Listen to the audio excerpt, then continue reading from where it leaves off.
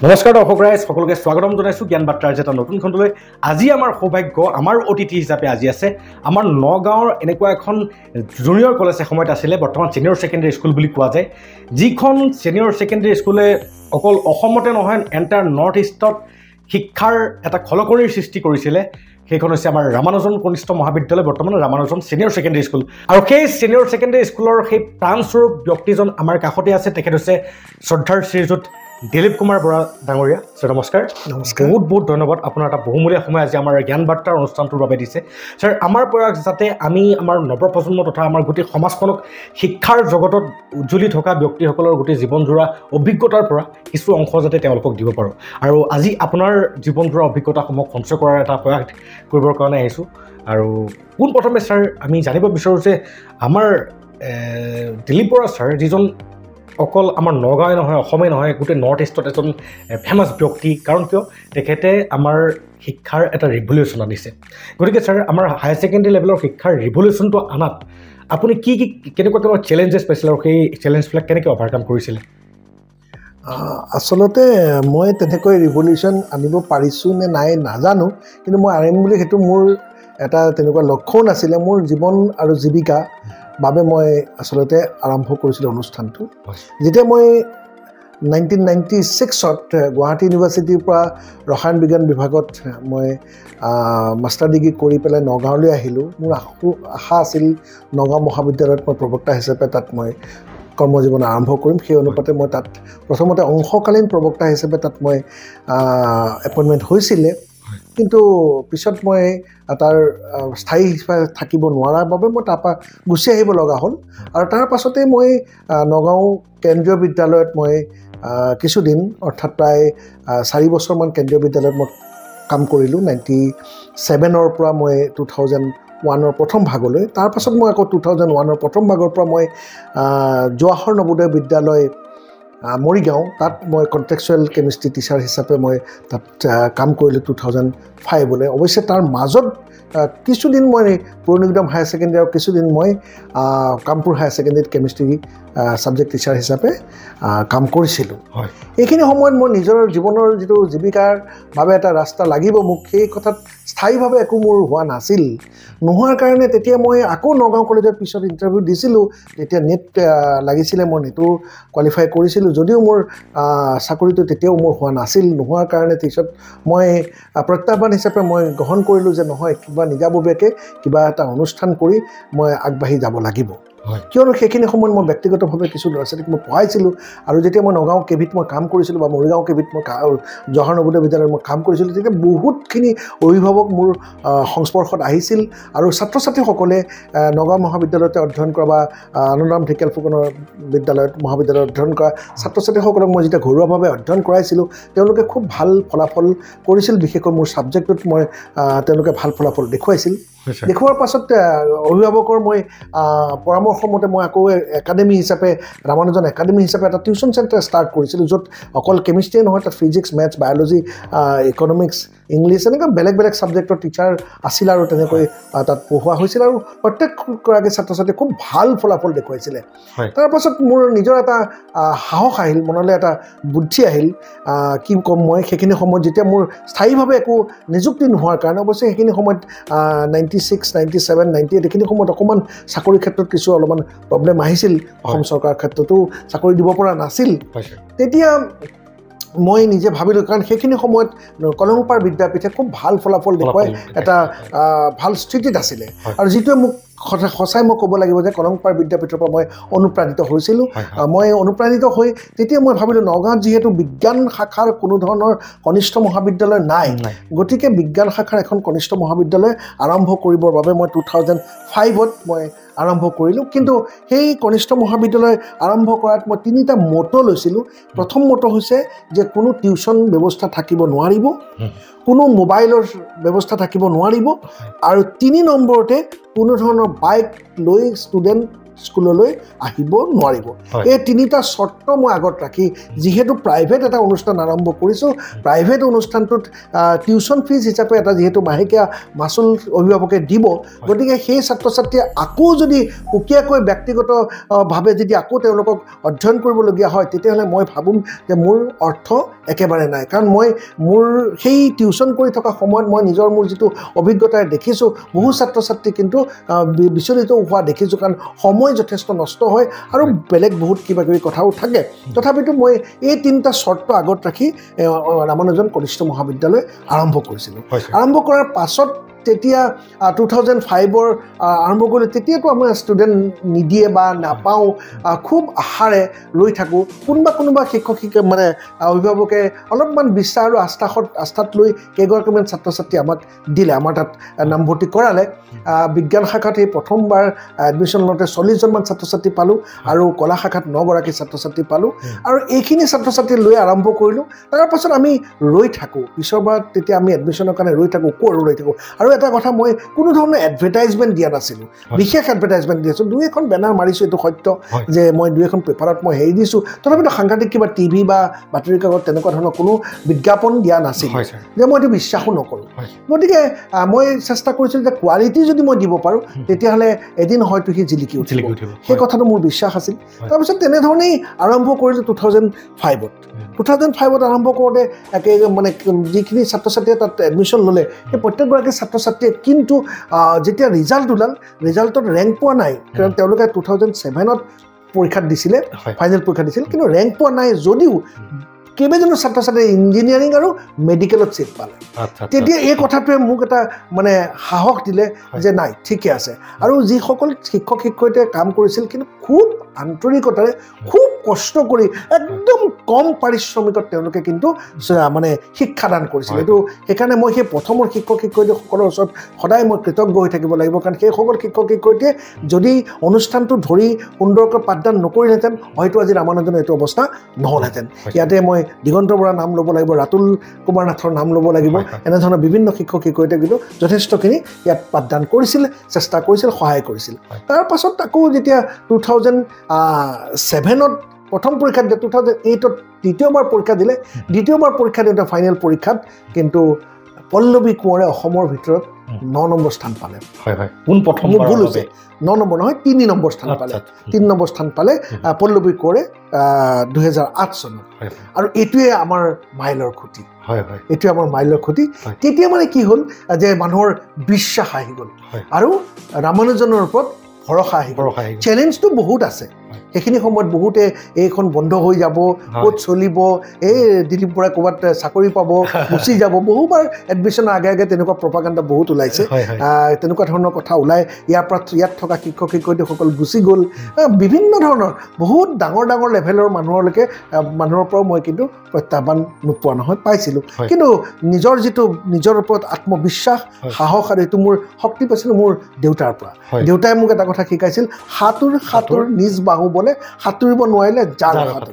নিজৰ ওপৰত বিশ্বাস ৰাখিবি আৰু কাম কৰি যাবি দেখিবি তই ছাকচেছ হ'বি সেই কথাটোকে মূলধন হিচাপে লৈ মই মাৰ আশীৰ্বাদ দেউতাৰ আশীৰ্বাদ জ্যেষ্ঠজনৰ আশীৰ্বাদ লৈ কাম কৰি গৈ আছিলোঁ আৰু এনেধৰণে যাওঁতে 2009ত আকৌ পিছৰ বছৰ ঠিক তাৰ পিছৰ বছৰত ধীৰাজ বৰাই অসমৰ ভিতৰত বিজ্ঞান শাখাত 7 নম্বৰ স্থান পাই দিলে আৰু সাহস বাঢ়ি গ'ল বিজ্ঞানতো আহি গ'ল তেতিয়া মানে মানুহৰ বিশ্বাস আৰু বাঢ়ি গ'ল আৰু ছাত্ৰ ছাত্ৰীসকলক তেতিয়া এডমিশ্যন দিবলৈ আহিল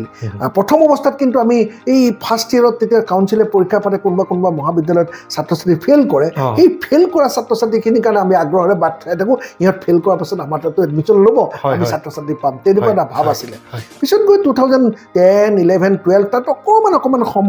নম্বৰৰ কাৰণে ছাত্ৰ ছাত্ৰীৰ স্থানৰ পৰা বিৰত হ'ল যদিও ইঞ্জিনিয়াৰিং মেডিকেলত খুব ভাল ফলাফল দেখুৱাই আছিল তাৰপাছত 2013ত এই বিল্ডিঙলৈ আহিলোঁ আমি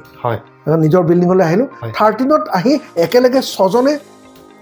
স্থান পাই দিলে সেইটো এটা একদম সাংঘাতিক এটা ৰিভলিউশ্যন একদম মানে সাংঘাতিক আনন্দ তাৰপিছত 2014ত আকৌ 5জনে স্থান পালে বিজ্ঞান কলা দুইটা শাখাতে 5জনে স্থান পালে 2015ত বিজ্ঞান শাখাত প্ৰাঞ্চী কলিতাই 98%ৰে অসমৰ ভিতৰত ফাৰ্ষ্ট হোৱাৰ লগতে 7জন ছাত্ৰ ছাত্ৰীয়ে স্থান পালে আৰু বেছি মানে এটা বেলেগ এটা পৰ্যায় আৰম্ভ হ'ল কিন্তু এটা মানে জোৱাৰ উঠি গ'ল তাৰপিছত 2016ত অৱশ্যে ৰেংকৰ সংখ্যা কমি গ'ল নাজানো কি কাৰণে কমি গ'ল যদিও ছায়েন্সত অংকুৰজ্যোতি বৰা ফাৰ্ষ্ট হৈ গ'ল আৰ্টছত ৰূপশিখা কলিতা ফাৰ্ষ্ট হৈ গ'ল এনেকৈ 4গৰাকীহে এবাৰ 16 চনত হ'ল 17 চনত আকৌ অসমৰ ভিতৰত বিজ্ঞান শাখাত প্ৰথম বিতুপন আন্ধ্ৰা হৈ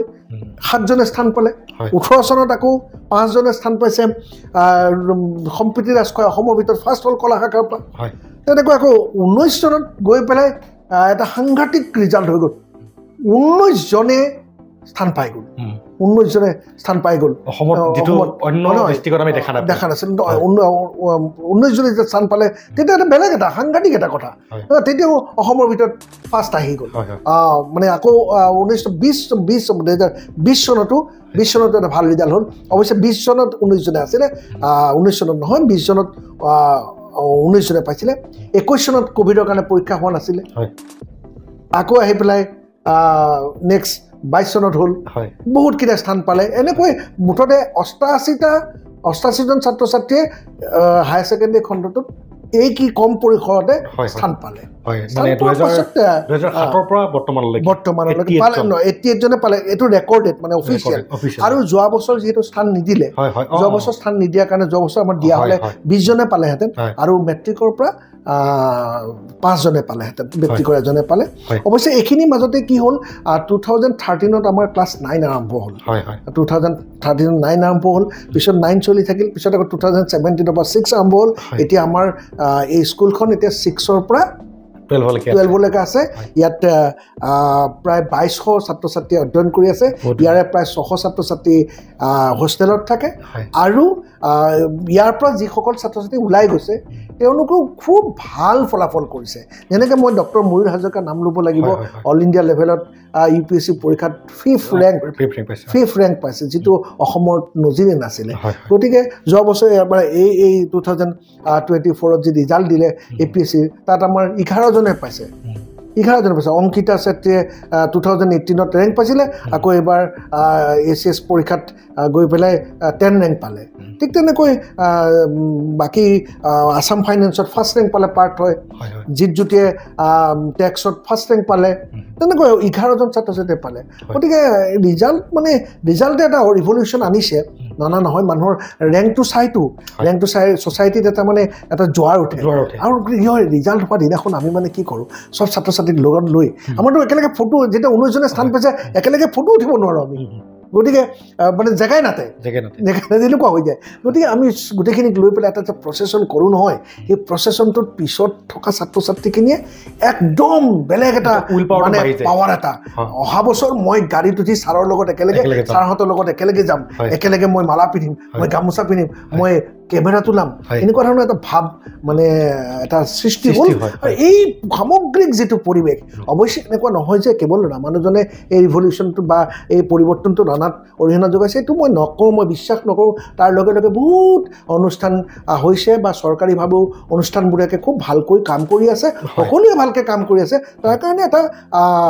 মানে এটা চেঞ্জ এটা আহিছে সেইটো মই ক'ম আৰু মই নিজে মোৰ ইয়াত একো বিশেষ অৰিহণা আছে বুলি মই নাভাবোঁ মই চেষ্টাহে কৰি আছোঁ হয় ছাৰ এইখিনিতে ছাৰ এটা কথা জানিব বিচাৰোঁ আপুনি আপোনাৰ দেউতাকৰ কথা ক'লে মই জানিব পৰা মতেদি আপোনাৰ দেউতাকে নগাঁও এৰি পেলাই সৌ বননিৰ মাজত গৈ সেউজীয়া মানে বন কাটি পেলাই নিজে খেতি কৰি সেউজীয়া এখন পৃথিৱীৰ মাজত থাকি ভাল পাইছিলে আৰু সেই ব্যক্তিজনে সেই অঞ্চলটোত কাকি অঞ্চলত গৈ পেলাই নিজৰ কৰ্ম স্পৃহা বা নিজৰ দূৰদৰ্শিতাৰ তাত স্কুল কলেজ মহাবিদ্যালয়ৰ পৰা আদি কৰি হস্পিটেললৈকে স্থাপন কৰিছিলে গতিকে আপুনি আপোনাৰ জীৱনত কৰ্ম স্পৃহাটো আপোনাৰ দেউতাৰ পৰা কেনেকৈ পাইছে অলপ উজাগৰিত কৰিব নেকি মানে কেনেকুৱা হয় মোৰ দেউতা ইয়াৰে নগাঁৱৰ দাঁতিকাষৰীয়া অঞ্চল পাথুৰি পৰুৱা গাঁৱত জন্ম হৈছিলে কিন্তু দেউতাৰ মানে কি হৈ গ'ল কিবা এটা কাৰণত দেউতা ইয়াৰ পৰা গুচি গ'ল মানে ইয়াতে মানে জীৱন জীৱিকাৰ কাৰণে গুচি গ'ল তেতিয়া প্ৰায় 60 চন মানতে দেউতা ইয়াৰ পৰা গুচি গ'ল 60 উঠা আগতে আছিলে যদিও মই নাজানো মোৰ অনুমানিক 60 চন মানতে কাকি অঞ্চললৈ গুচি গ'ল য'ত নগাঁৱৰ পৰা তেতিয়া খোজকাঢ়ি গৰু লগত খোজকাঢ়ি গৈ কাকিলৈ যায় প্ৰায় 60 পৰা 65 কিলোমিটাৰ দূৰত্ব হ'ব খোজকাঢ়ি যায় কেতিয়াবা গৰু গাড়ী লৈ যায় তেনেধৰণে গৈ কিন্তু কাকি তেতিয়া অটব্য এটা ডাঙৰ জংঘল এটা ৰিজাৰ্ভ ফৰেষ্ট এৰিয়া আছিলে সেই ৰিজাৰ্ভ ফৰেষ্টত তাত কিন্তু বাঘ সিংহ চব আছিল তেতিয়া এনেকুৱাও দেউতা কোৱা কাহিনী মোৰ মনত আছে যে ৰাতি বহি থাকে বাঘে আহি গোহালিৰ পৰা গৰু লৈ গুচি যায় তাৰপিছত পানী প্ৰথমতেতো পানী নাছিল ন দমকল নাছিলে তেতিয়া হাতীবিলাক যে আহে হাতীৰ খোজত যে ৰয় পানী সেই পানী ভাত বনাইছে সেই পানীকে খাইছে তেনেকুৱা মানে খাল বিলৰে পানী গ্ৰহণ কৰিছে গতিকে তেনেধৰণেই দেউতাই তাত গৈ পেলাই বাকী অকল দেউতাজনৰ তাত বহুত মানুহ গ'ল সেই মানুহবিলাকৰ লগত সংগবদ্ধ হৈ এখন ছ'চাইটি তাত স্থাপন কৰি কাম কিছু কৰিলে কিন্তু দেউতাহঁতে যেনেকৈ স্কুল বিশেষকৈ শিক্ষাৰ ক্ষেত্ৰত প্ৰচাৰ আৰু প্ৰসাৰৰ কাৰণে ছাত্ৰ ছাত্ৰীসকলক ভৱিষ্যত দিশটো ঠিক কৰিবৰ কাৰণে কিন্তু স্কুল স্থাপন কৰিলে দূৰদৰ্শী আছে বহুত সেইখিনি সময়ত যদি সেইখিনি মাটি ৰাখি সেই স্কুলবিলাকৰ কাৰণে নাৰাখিলেহেঁতেন অৱশ্যে এইটো ক্ষেত্ৰত কিন্তু আমি নাম ল'ব লাগিব সেইখিনি সময়ত বিষ্ণুৰাম মেধি অসমৰ মুখ্যমন্ত্ৰী আছিলে আৰু বিশেষকৈ মতি বৰা যোন ৰেভিনিউ মিনিষ্টাৰ আছিলে মতি বৰা নগাঁৱৰ মতি বৰা যথেষ্ট অৰিহণা আছে প্ৰত্যেক ঘৰ মানুহক 24 বিঘাকৈ মাটি তেওঁ দি গৈছিল কিন্তু আৰু যাৰ কাৰণে আজি কাকি এনেকুৱা এটা মানে নগাঁও জিলাৰ দাঁতিকাষৰীয়া অঞ্চলতকৈও কাকি এতিয়া বহুত বেছি আগবঢ়া বহুত বেছি ডেভেলপ হ'ল গতিকে এইখিনি কাম কিন্তু দেউতাহঁতে লগৰখিনিৰ লগত লগ লাগি আপুনি কোৱাৰ দৰে যে স্কুল স্থাপন কৰিছে বিদ্যালয় উপৰিও ৰভাঘৰ স্থাপন কৰিছে তাৰপিছতে যিবিলাক লাইব্ৰেৰী স্থাপন কৰিছে য'ত এটা সুন্দৰ এটা পৰিৱেশত যাতে অধ্যয়ন কৰিব পাৰে ছাত্ৰ ছাত্ৰীসকলৰ কাৰণে ভৱিষ্যত প্ৰজন্মটোৰ কাৰণে কিন্তু কিছু দেউতাহঁতে স্থাপন কৰি থৈ গৈছে আৰু সেইটো বহুত কষ্ট কৰিছে কিন্তু ৰাতি জংঘললৈ যায় মানে গৈ তাৰ পৰা কাঠ আনে সেই কাঠবিলাকৰ পৰা মানে নাম স্কুল ঘৰৰ বা নিজা ঘৰৰ আকৌ নাম মানে বিদ্যালয়ৰ উপৰিও মানে বেলেগ লাইব্ৰেৰীৰ কাৰণে হ'লেও এই বনোৱা যিবিলাক সামগ্ৰীবোৰ সেই কাঠবিলাক আনিবলৈ যায় ৰাইজৰ লগত একেলগে যায় তাত হাতী লৈ যায় কেতিয়াবা তেনেধৰণে কাঠবোৰ আনিছিল তেতিয়া বহুত কাঠ আছিলে এতিয়া অৱশ্যে উদং হৈ গ'ল আৰু উদং হৈ গ'ল এইটো আৰু আপোনাৰ জীৱনটোত ছাৰ আপোনাৰ দেউতাৰ এই কৰ্মসমূহৰ প্ৰতিফলন দেখিবলৈ পাই পেলাইহে সুধিছোঁ কথাটো মই দেউতাৰ সেই কথাটো মই ক'বই লাগিব দেউতাৰ লগতে মই শুইছিলোঁ দেই সৰুৰ পৰা মোৰ মনত আছে আমাৰ তাত মানে কি হয় বাঘ সিংহ থকাৰ উপৰিও ডকাইত হয় মানে তেতিয়া ভয় লাগে কাৰণে দেউতাৰ ডিঙটোতে গোপা মাৰি ধৰি শুই থাকোঁ দেউতাক বৰ আমনি কৰিছিলোঁ মই একদম লৰচৰ কৰিব নিদিওঁ ডিঙটোতে গোপা মাৰি ধৰি শুই থাকোঁ দেউতাৰ বুকুত সোমাই শুই থাকোঁ মানে দেউতাৰ বুকুখন মোৰ কাৰণে মানে এটা একদম নিৰাপদ চিকিউৰ ঠাই আৰু মানে গতিকে দেউতা ৰাতিপুৱা মানে সৰুকালত আপুনি মই জন্ম কাকি ধৰিছোঁ তাৰপিছত দেউতা মানে যেতিয়া দেখিছোঁ কাম কৰি থাকে দেউতাক মই বহুত ভাল পাওঁ দেউতা যেতিয়া মূৰৰ ঘাম যেতিয়া মাটিত পৰায় যেতিয়া হাড় মাটি কৰি তেজক পানী কৰি দেউতাই খেতি কৰি থাকে মই ভাবোঁ কেতিয়া মই ডাঙৰ হৈ মই দেউতাক সহায় কৰিম মই দেউতাক কেনেকৈ সহায় কৰিম দেউতাৰ কষ্ট কেনেকৈ মই লাঘৱ কৰিম দেউতা মানে এনেকুৱা পৰিশ্ৰমী মানুহ নহয় আপুনি মানে ভাবিলে আচৰিত হৈ যাব ৰাতি 10 বজালৈ পথাৰত মেণ্টেল লাইট জ্বলাই কঠীয়া তুলি থাকে এনেকুৱা কষ্ট কৰে ৰাতিপুৱা 3:30 বজাত বিচনাৰে দেউতাৰ লগত মই থাকোঁ গতিকে মই গম পাওঁ মোক দেউতাই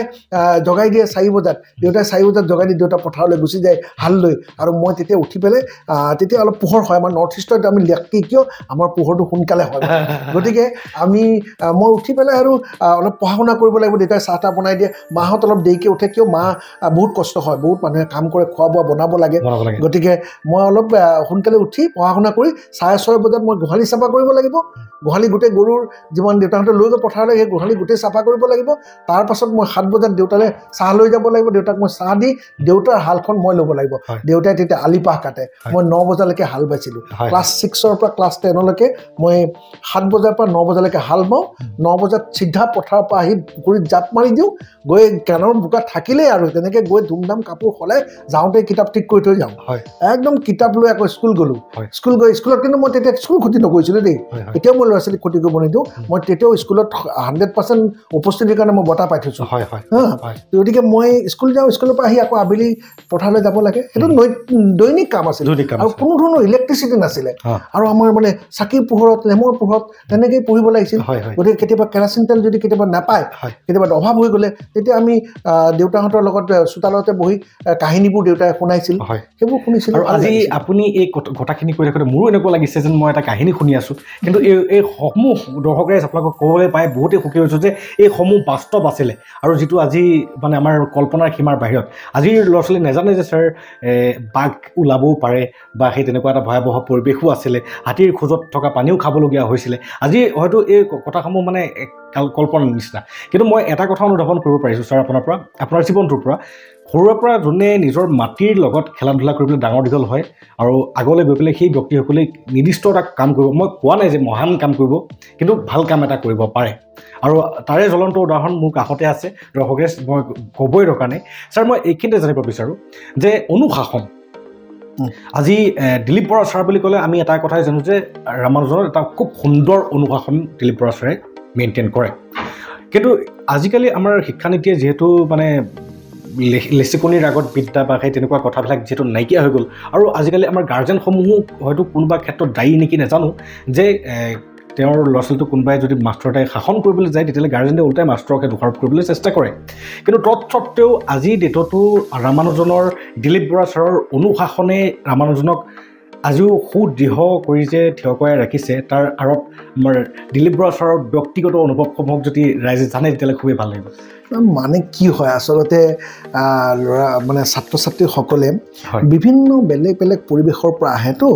আহি এটা নতুন পৰিৱেশত পায় নতুন পৰিৱেশত পোৱাৰ পাছত নিজকে আচল যিডাল শিপা এই যে কথা ক'লে মাটিৰ লগত সম্পৰ্ক এই শিপাডাল কিছু ছাত্ৰ ছাত্ৰীয়ে পাহৰি যায় কিন্তু সেই কথাটো কিন্তু সদায় আমি প্ৰত্যেকেই শিপাডাল কিন্তু ঘাই যিটো গুৰি শিপা মই ক'ৰ পৰা আহিছোঁ আৰু মই কেলৈ আহিছোঁ আৰু মই ভৱিষ্যতে কি কৰিম এই কথাটো কিন্তু প্ৰতিটো মুহূৰ্তত মনত ৰখাটো অতি প্ৰয়োজন কাৰণ এই ঘাই শিপাৰ যিডাল ৰস ঘাই শিপাৰ ৰস কিন্তু চুলি শিপাবিলাক ইফাল সিফাল হ'ব পাৰে কিন্তু ঘাই শিপা পুৰা গপচ কৰি ধৰিব লাগিবই গতিকে সেই ঘাই শিপাৰ পৰা পোৱা ৰসৰ যে কিছুমান ল'ৰা ছোৱালী সেই ঘাই শিপাডাল ছিঙি পেলোৱাৰ কাৰণে বিভিন্ন ধৰণৰ মানে বয়সৰ দুখ হওক বা পৰিৱেশৰ দুখ হওক বিভিন্ন কাৰণত কেতিয়াবা বিচলিত হয় আৰু চাওক এটা অনুষ্ঠানেই নহওক এখন ঘৰ যেতিয়া আপোনাৰ সুশৃংখলিতভাৱে চলি থাকিব লাগে তাত মুৰব্বীজনৰ এটা সাংঘাতিক ৰুল থাকে যে আমি জানো মাছ মূৰৰ পৰা গেলে গতিকে মুৰব্বী যদি মানে মাছৰ মূৰটো যদি ধৰোঁ মূৰটো যদি ঠিক থাকে তেতিয়াহ'লে গোটেই মানে মাছৰ বাকী অংশটো মোটামুটি ঠিক থাকিব গতিকে মুৰব্বীজনৰ কিন্তু অনুশাসন ঘৰত লাগিবই তেতিয়া ঘৰখন সুশৃংখলিতভাৱে আগবাঢ়ি গৈ থাকিব তেনেকৈ প্ৰত্যেকটো অনুষ্ঠান বিশেষকৈ শিক্ষানুষ্ঠানৰ মানে অনুশাসনহীনতাত ভুগিছে ল'ৰা ছোৱালীয়ে কিন্তু যদি আমি তাৰ লগত মিলাই দিওঁ আজি যদি দেখিছোঁ যে চৰকাৰে কিছু নিয়ম কৰিছে বা এইটো ক্ষেত্ৰত ইপিনে সিপিনে কিবা আছে মই নথকা বুলি নকওঁ তাৰ ধনাত্মক ঋণাত্মক বহুত দিশ আছে পানিছমেণ্টৰ ক্ষেত্ৰত মই এইটো ক'ম দুখ আছে কিন্তু মই যদি মোৰ সন্তানটোক আজি কিবা এটা দুষ্টামি কৰাৰ কাৰণে নকৰিবলগীয়া কৰাৰ কাৰণে যদি মই শাস্তি দিছোঁ তেতিয়াহ'লে মোৰ ছাত্ৰটো মোৰ সন্তানতকৈ বেলেগ নহয় গতিকে মোৰ সন্তানটো যদি মই ভাল চিন্তা কৰি সন্তানটোক ঠিকমতে ৰাখিবলৈ ট্ৰেকত ৰাখিবলৈ যদি মই তাক আজি অনুশাসনত ৰাখিছোঁ তেতিয়াহ'লে মোৰ ছাত্ৰ ছাত্ৰীসকলকো মই অনুশাসনত ৰাখিম আৰু মোৰ ছাত্ৰ ছাত্ৰীৰ ওপৰত মোৰ এটা বিশ্বাস আছে কাৰণ কিয় মোৰ তেওঁলোকৰ লগত এটা আত্মিক সম্পৰ্ক আছে প্ৰত্যেকগৰাকী শিক্ষক শিক্ষয়িত্ৰীয়ে প্ৰত্যেকগৰাকী অনুষ্ঠানৰ মুৰব্বীয়ে ছাত্ৰ ছাত্ৰীৰ সৈতে এটা আত্মিক সম্পৰ্কৰে বান্ধ খোৱাৰ পাছত ছাত্ৰ ছাত্ৰীয়ে কেতিয়াও অবাতে নাযায় কেতিয়াও তেনেকুৱা ধৰণৰ শাস্তিৰ সন্মুখীন হ'লে অন্য বেলেগ ডিচিশ্যন কেতিয়াও ল'ব নোৱাৰে মোৰ এইটো বিশ্বাস আছে গতিকে সেই ছাত্ৰ ছাত্ৰীসকলৰ পৰাও সেই যিটো অধিকাৰ সেই অধিকাৰটো ছাত্ৰ ছাত্ৰীসকলৰ পৰাও পাব লাগিব অভিভাৱকৰ পাব লাগিব মাজত কি হ'ল মাজত এটা সাংঘাতিক মানে বিভিন্ন অসমত আন্দোলন হ'লতো তাৰপিছতে যেতিয়া 85ত মানে প্ৰথম চৰকাৰ আহি গ'ল আহি যোৱাৰ পাছত বিভিন্ন ধৰণৰ কি হৈ গ'ল বহুতে বেলেগ বেলেগ ধৰণে জীৱন নিৰ্বাহ কৰিবলৈ ল'লে তেতিয়া মানে অলপ এটা পৰিৱেশ বেলেগ হৈ গ'ল লৈ পেলাই কি হৈ গ'ল ষ্টুডেণ্টক মানে শিক্ষক শিক্ষয়িত্ৰীয়ে এইটো কিন্তু ঋণাত্মক প্ৰভাৱ বুলি ক'ব পাৰিম অলপ চলপ হ'লেও যে ষ্টুডেণ্টৰ ওপৰত শিক্ষক শিক্ষয়িত্ৰীৰ যিটো মানে দখল আছিলে সেইটো কিন্তু কমি গ'ল শিক্ষক শিক্ষয়িত্ৰীয়ে ভয় কৰা হ'ল আৰু এতিয়াতো মিডিয়া চিডিয়া আহি গৈছে এতিয়া আৰু অলপ বেলেগ পৰ্যায়ত গুচি গৈছে কিন্তু মই এতিয়া কিন্তু মানুহ চেঞ্জ হৈছে এতিয়া অভিভাৱকসকল কিন্তু সলনি হৈছে এতিয়া অভিভাৱকে বিচাৰে মোৰ ল'ৰাটোক শাসন কৰক কাৰণ কিয় অভিভাৱকে নিজে ঘৰত গম পাইছে নিজে শাসন কৰিব নোৱাৰা হৈছে মানে নামানা হৈছে তাৰ কাৰণে মোবাইলৰ প্ৰভাৱ আছে বা বেলেগ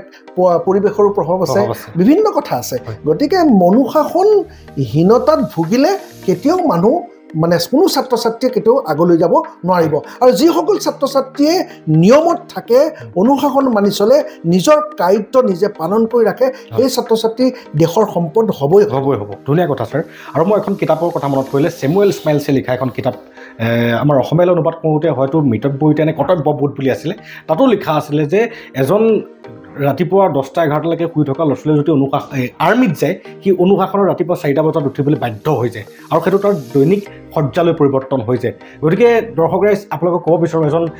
অনুভৱী শিক্ষক বৰ্তমান ৰামানুজনৰ মুৰব্বী বৰ্তমানে নহয় প্ৰথমৰ পৰাই গতিকে তেখেতৰ জীৱনজোৰা অভিজ্ঞতাৰে আমাক যিখিনি কথা কৈছে এই কথাসমূহৰ পৰা আমাৰ অভিভাৱক সমাজে ল'বলগীয়া বহু কথা আছে আৰু যদি আমাৰ ছাৰৰ এই পৰামৰ্শসমূহক মানি চলে আপ টু স্কুল লেভেলৰ পৰা যদি মানি চলিবলৈ চেষ্টা কৰে তেতিয়াহ'লে আপোনাৰ সন্তানটো নিশ্চয় দেশৰ ভৱিষ্যত হ'বই ছাৰে কোৱাৰ দৰে হয় ছাৰ এতিয়া মই জানিব বিচাৰোঁ যে আমাৰ যিহেতু আজিৰ শিশু ভৱিষ্যতৰ নাগৰিক গতিকে ছাৰ শিশু বুলি কওঁতে স্কুলৰ দিনতো পাৰ হৈ আহোঁতে বহুতে নানান ধৰণৰ নম্বৰ লৈ পেলাই পাৰ হৈ আহে এতিয়া আমাৰ ৰামানুজনত কাট অফ মাৰ্ক হিচাপে মোৰ দেন 90% ওপৰতে সেই ছাত্ৰ ছাত্ৰীসকলক ৰিজাল্ট চাই পেলাই দিয়া হয় কিন্তু তাৰ তলৰসকল যিসকল তলৰসকল আছে সেই তেওঁলোকে ধৰি লওক ৰামানুজনত চিট নাপাই অন্য কলেজত বা অন্যলৈ যাবলগীয়া হয় এতিয়া ছাৰ মই এটা কথা আপোনাৰ পৰা জানিব বিচাৰোঁ যে আপোনাৰ পৰিকল্পনাৰে সেই যিসকল কম মেধা সম্পন্ন ছাত্ৰ ছাত্ৰী তেওঁলোকক ভৱিষ্যতলৈ আমাৰ ৰামানুজনৰ এক নিৰ্দিষ্ট প্ৰক্ৰিয়াৰ দ্বাৰা সেই কম মেধা ছাত্ৰ ছাত্ৰীসকলকো পলিচ কৰি পেলাই তেওঁলোককো উচ্চ মানদণ্ডৰ কৰিবগৈ পাৰিনে নাই সেই তাৰ ওপৰত আপোনাৰ পৰিকল্পনা আছে নেকি আচলতে মানে কি হয় মানে বহুত শিক্ষানুষ্ঠান আছে সকলোবোৰ শিক্ষানুষ্ঠানে চলিব লাগিব হয় এতিয়া অলপমান ইয়াত অৱশ্যে ছাত্ৰ ছাত্ৰী বহুত আহি যায় যাৰ কাৰণে আমাৰ অকণমান এডমিশ্যন নাম্বাৰ চিটৰ সংখ্যাটোতো আমাৰ সীমিত ন গতিকে আমাৰ এটা নিৰ্দিষ্ট সংখ্যক ছাত্ৰ ছাত্ৰী হয়গৈ যেনেকৈ বিজ্ঞান শাখাক আমি 600 ষ্টুডেণ্ট এডমিশ্যন দিব পাৰোঁ আৰ্টছত আমি 300 ষ্টুডেণ্ট এডমিশ্যন দিব পাৰোঁ কমাৰ্চত আমি 100 ষ্টুডেণ্ট দিব পাৰোঁ এইটো আমাৰ এটা বান্ধি দিয়া আমাক এটা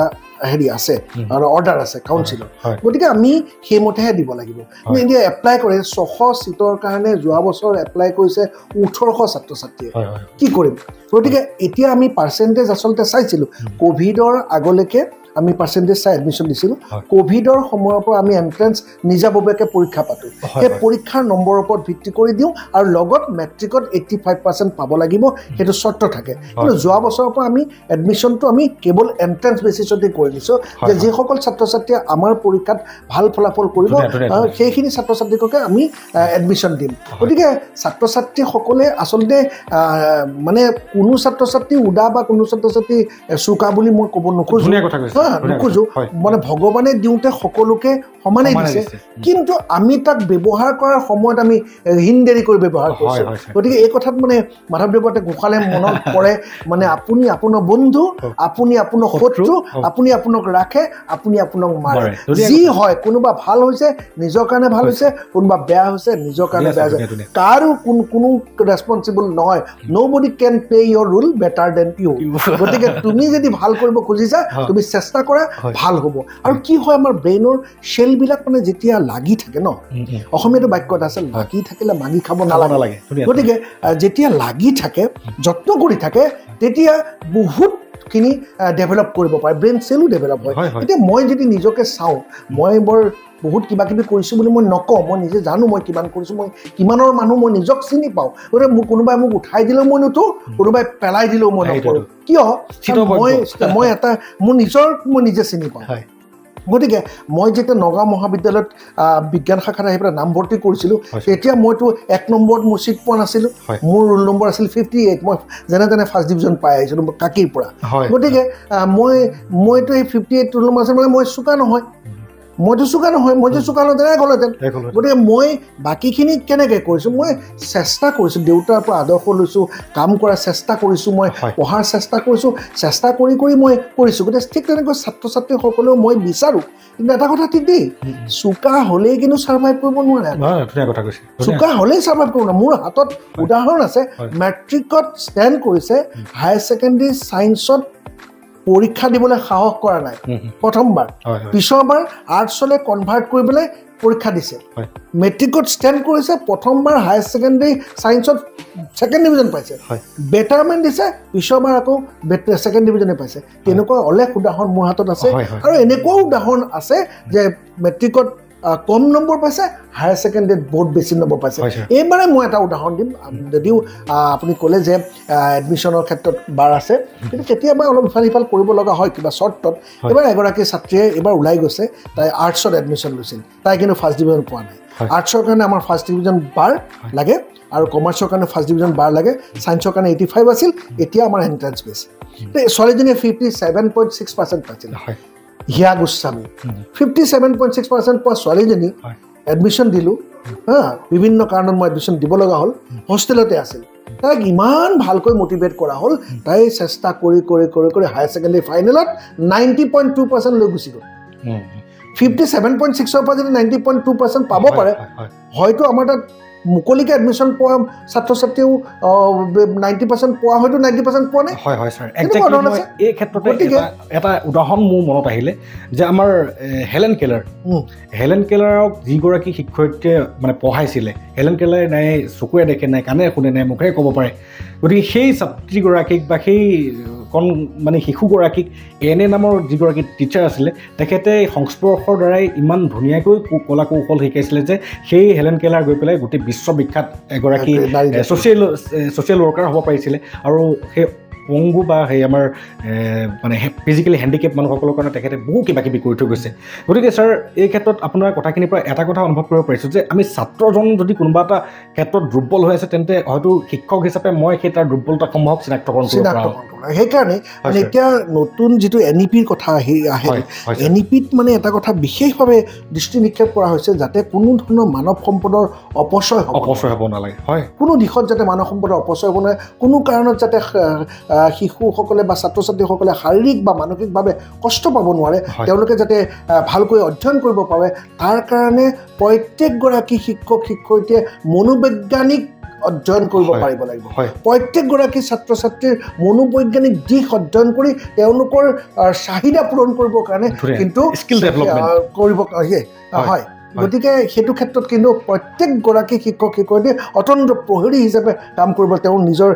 নৈতিক দায়বদ্ধতা, বৃত্তিগত দায়বদ্ধতা, সামাজিক দায়বদ্ধতা অটুট ৰাখি তেওঁ কিন্তু কামত নিয়োজিত হ'ব লাগিব। আৰু শ্ৰেণীকোঠাত তেওঁ কেৱল পাঠ্যপুথিৰ মাজৰ কথাখিনি শিকালেই নহ'ব, ছাত্ৰ ছাত্ৰীক নৈতিক জ্ঞান দিব লাগিব, ছাত্ৰ ছাত্ৰীক যাতে ভৱিষ্যতে এজন সুসম্পদ হয় তাৰ কাৰণে চেষ্টা কৰিব লাগিব। এতিয়া সময়ৰ অগ্ৰগতিৰ লগে লগে শিক্ষাৰ মানদণ্ড উন্নত কৰি গতিশীল সমাজ ব্যৱস্থাৰ লগত ছাত্ৰ ছাত্ৰীসকলক এজন সুসম্পদ হিচাপে গঢ়ি তোলাৰ ক্ষেত্ৰত মুখ্য দায়িত্ব পালন কৰিব লাগিব শিক্ষক শিক্ষয়িত্ৰী। কাৰণ শিক্ষক শিক্ষয়িত্ৰীসকলে তেওঁলোকৰ কাৰণে ৰোল মডেল। সেইকাৰণেই এৰিষ্টটলে কৈছিলে যে শিক্ষক শিক্ষয়িত্ৰীসকল পিতৃ মাতৃতকৈ বেছি শ্ৰদ্ধাৰ পাত্ৰ। গতিকে আমি শিক্ষকসকল আমি আদৰ্শৰ প্ৰতীক হ'ব লাগিব, ত্যাগৰ প্ৰতীক হ'ব লাগিব, তেতিয়াহে আমি ছাত্ৰ ছাত্ৰীক অনুকৰণ কৰিব। কাৰণ সিহঁতে খুব অনুকৰণ প্ৰিয়। কাৰণ আপুনি জানেই এটা কথা যে আমি যেতিয়া ক্লাছৰুমত সোমাই যাওঁ, তেতিয়া কিন্তু ছাত্ৰ ছাত্ৰীয়ে প্ৰথমতে কিন্তু সেই শিক্ষকজনকে অধ্যয়ন কৰে, তাৰ পাছতহে তেওঁ পাঠদান কৰা মানে সেই বিষয়বস্তুৰ ভিতৰত সোমায়। প্ৰথমতে তেওঁ খোজ কাটল কথা বতৰা এই কথাখিনিৰ ওপৰতহে তেওঁলোকৰ অবজাৰ্ভেশ্যন থাকে। গতিকে এই যাতে শিক্ষক শিক্ষয়িত্ৰীসকল তেনেকুৱা অনুকৰণীয় হ'ব পাৰে, তাৰ কাৰণে কিন্তু শিক্ষকৰ এটা সাংঘাতিক দায়িত্ব আছে। হয় ছাৰ, একজেক্টলি সেইকাৰণে মই কথাষাৰ আনিছিলোঁ যে হেলেন কেলাৰ যিগৰাকীৰ 3টা ইন্দ্ৰিয় বেয়া, সেই তেনেকুৱা এটা শিশুকো যদিহে শিকোৱা যায় শুদ্ধ প্ৰণালীৰে, তেওঁৰ মনটোক বুজি পেলাই, তেতিয়াহ'লে সেই তেনেকুৱা এটা শিশুকো পৃথিৱী বিখ্যাত কৰিব পৰা যায়। কিন্তু তেনেস্থলত আমাৰ পঞ্চইন্দ্ৰিয় চালামত থকা ল'ৰা ছোৱালীসমূহক তেতিয়াহ'লে আমাৰ শিক্ষা ব্যৱস্থা বা আমাৰ শিক্ষকসকলে যদিহে ক'ৰবাত আগবঢ়াব পৰা নাই, তেন্তে আমাৰ শিক্ষক সমাজ জাগ্ৰত হ'ব হ'ল। আৰু এটা কথা ছাৰ, আপুনি এটা কথা কওঁতে মই আজিকালি দেখা যায় আমাৰ শৈক্ষিক প্ৰেছাৰ, মানে শিক্ষাৰ প্ৰেছাৰটো ইমান বাঢ়ি গৈছে, কলেজৰ ফালৰ পৰা হওক বা অভিভাৱকৰ ফালৰ পৰা হওক, দেখা যায় যে কোনো কোনো ক্ষেত্ৰত এই ক্ষেত্ৰতো মানে মানসিক চাপৰ সন্মুখীন হৈ বহু ষ্টুডেণ্টে ছুইচাইড কৰালৈকে দেখা যায় গতিকে আপুনি আপোনাৰ শিক্ষা অনুষ্ঠানটোত যাতে এনেকুৱা এটা পৰিৱেশৰ সৃষ্টি নহয় এই মানসিক চাপটো সন্তুলন কৰাৰ ক্ষেত্ৰত আপোনাৰ প্ৰধান হিচাপে আপুনি কেনেকুৱা গুৰুত্ব হয় এইটো কথা খুব এটা ডাঙৰ এটা একদম সাংঘাতিক এটা ডাঙৰ প্ৰত্যাহ্বান হৈ পৰিছে আজিৰ সমাজত কি হৈছে মোৰ মানে এই যোৱা মাহত আপুনি চালে দেখিব যে কোটাত যিসকল ছাত্ৰ ছাত্ৰী গৈছিল তাৰে 14 গৰাকী ছাত্ৰ ছাত্ৰীয়ে এক মাহত ছুইচাইড কৰিছে 14 গৰাকী ছাত্ৰ এইটো আমাৰ ভাৰতবৰ্ষৰ কাৰণে কম ক্ষতি হৈছে যে IITত অধ্যয়ন কৰিবৰ কাৰণে এইমছত চিট পাবৰ কাৰণে এই যে এন্ট্ৰেন্স কোচিং কৰিবলৈ গৈ 14 গৰাকী ছাত্ৰ ছাত্ৰীয়ে যদি এমাহতে ছুইচাইড কৰে তেতিয়া কিমান সম্পদৰ অপচয় হৈ গ'ল গতিকে এই ক্ষেত্ৰত কিন্তু আচলতে চাপটো লাগিবই মানসিক এটা চাপ এটা লাগিবই আজি কিবা এটা নতুনকৈ কাম কৰিবলৈ হ'লে চাপ এটাত থাকে শিক্ষক এজনে শ্ৰেণী কোঠা এটাত সোমালেও শিক্ষকজনে এটা চাপ থাকে এই চাপটো ধনাত্মক হ'ব লাগিব ধনাত্মক এটা চাপত ৰাখিলে আমি কাম হয় যদি আজি ক'ৰবাত যদি মিটিং এখনত বক্তৃতা এটা দিবলৈ যাবলগীয়া হয় নিশ্চয় মোৰ এটা চাপ আছে মই ঘৰত পঢ়িব লাগিব মই অকণমান অধ্যয়ন কৰিব লাগিব মই অধ্যয়ন কৰিলোঁ কেতিয়া যিহেতু মোৰ চাপ আছে তেতিয়া সেইকাৰণে মই অধ্যয়ন কৰিলোঁ ঠিক তেনেকৈ ছাত্ৰ ছাত্ৰীসকলৰ ওপৰত চাপ এটা থাকিবই লাগিব কিন্তু too much of everything is very bad জোখতকৈ বেছি হোৱাটো উচিত নহয় আজিকালি এটা কথা কি হৈছে বহু অভিভাৱকৰ বহু পিতৃ মাতৃ নিজে কৰিব নোৱাৰা অতৃপ্ত যিটো কল্পনা আছে সেই কল্পনাটো ছাত্ৰ ছাত্ৰীৰ মূৰত হেঁচা মাৰি দি পেলাই তেওঁলোকৰ পৰা তেওঁলোকৰ কৰিব নোৱাৰাখিনি আদায় কৰিব বিচাৰিছে এইটো কিন্তু ভুল হৈছে এই কথাটো ভুল হোৱাৰ কাৰণে বহু ছাত্ৰ ছাত্ৰী অবাতে বাদ বুলিছে বা বহু অনুষ্ঠানৰ ক্ষেত্ৰতো মানে এনেকুৱা চাপৰ ক্ষেত্ৰত আছে বিভিন্ন কথা আছে নথকা নহয় ময়ো বহুত ছাত্ৰ ছাত্ৰী লগ পাইছোঁ যোনে সন্তুলন কৰিব নোৱাৰে মানে এই ক্ষেত্ৰত কিন্তু অলপ বন্ধুত্বপূৰ্ণ সম্পৰ্ক এটা কিন্তু শিক্ষক শিক্ষয়িত্ৰী হওক বা পিতৃ মাতৃয়ে সন্তানৰ সৈতে শিক্ষক শিক্ষয়িত্ৰীয়ে ছাত্ৰ ছাত্ৰীৰ সৈতে এটা বন্ধুত্বপূৰ্ণ সম্পৰ্ক যাতে ইহঁতৰ লগত লগে লগে লৈ যাব লাগিব য'ত যি ক্ষেত্ৰত তেওঁলোকে কিবা কাৰণে ক'ৰবাত কিবা অসুবিধা পালে যাতে মুকলিকৈ হেঁচা মাৰি ৰাখি ভিতৰত নাৰাখি পেলাই মুকলিকৈ যাতে শ্বেয়াৰ কৰিব পাৰে সেই সুবিধাটো কিন্তু ছাত্ৰ ছাত্ৰীক দিব লাগিব শিক্ষক শিক্ষয়িত্ৰী একজেক্টলি ছাৰ এই ক্ষেত্ৰত আপুনি আমাৰ বৰ্তমান অসমবাসী ৰাইজ তথা আমাৰ অভিভাৱক সমাজলৈ এনেকুৱা এটা আহ্বান জনাব বিচাৰিব নেকি যে আপুনিও যিহেতু এজন ফাদাৰ আপুনিও আপোনাৰ সন্তান প্ৰতিপালন কৰিছে আপুনি ফাদাৰৰ ৰোলটো যিদৰে প্ৰতিপালন কৰিছে ঠিক তেনেকৈ আপুনি ইতিমধ্যে কৈছে যে মই মোৰ ষ্টুডেণ্টসকলকো মোৰ পুত্ৰ সন্তানৰ দৰে মই প্ৰতিপালন কৰিছোঁ আৰু সেইটো এটা বহুতেই ফলপ্ৰসূদায়ক কাৰণ যে আমাৰ ৰামানুজনৰ পৰা বছৰে বছৰে ভাল মানে ষ্টুডেণ্ট ওলাই আছে গতিকে আপুনি এজন ফাদাৰ হিচাপে সমাজখনৰ প্ৰতিজন পিতৃ মাতৃলৈ এনেকুৱা এটা কি আহ্বান জনাব বিচাৰিব যিটো আহ্বানত তেওঁলোকে আপোনাৰ দৰে এজন আদৰ্শ পিতৃ হ'বলৈ চেষ্টা কৰে মই আদৰ্শ পিতৃ বুলি নহয়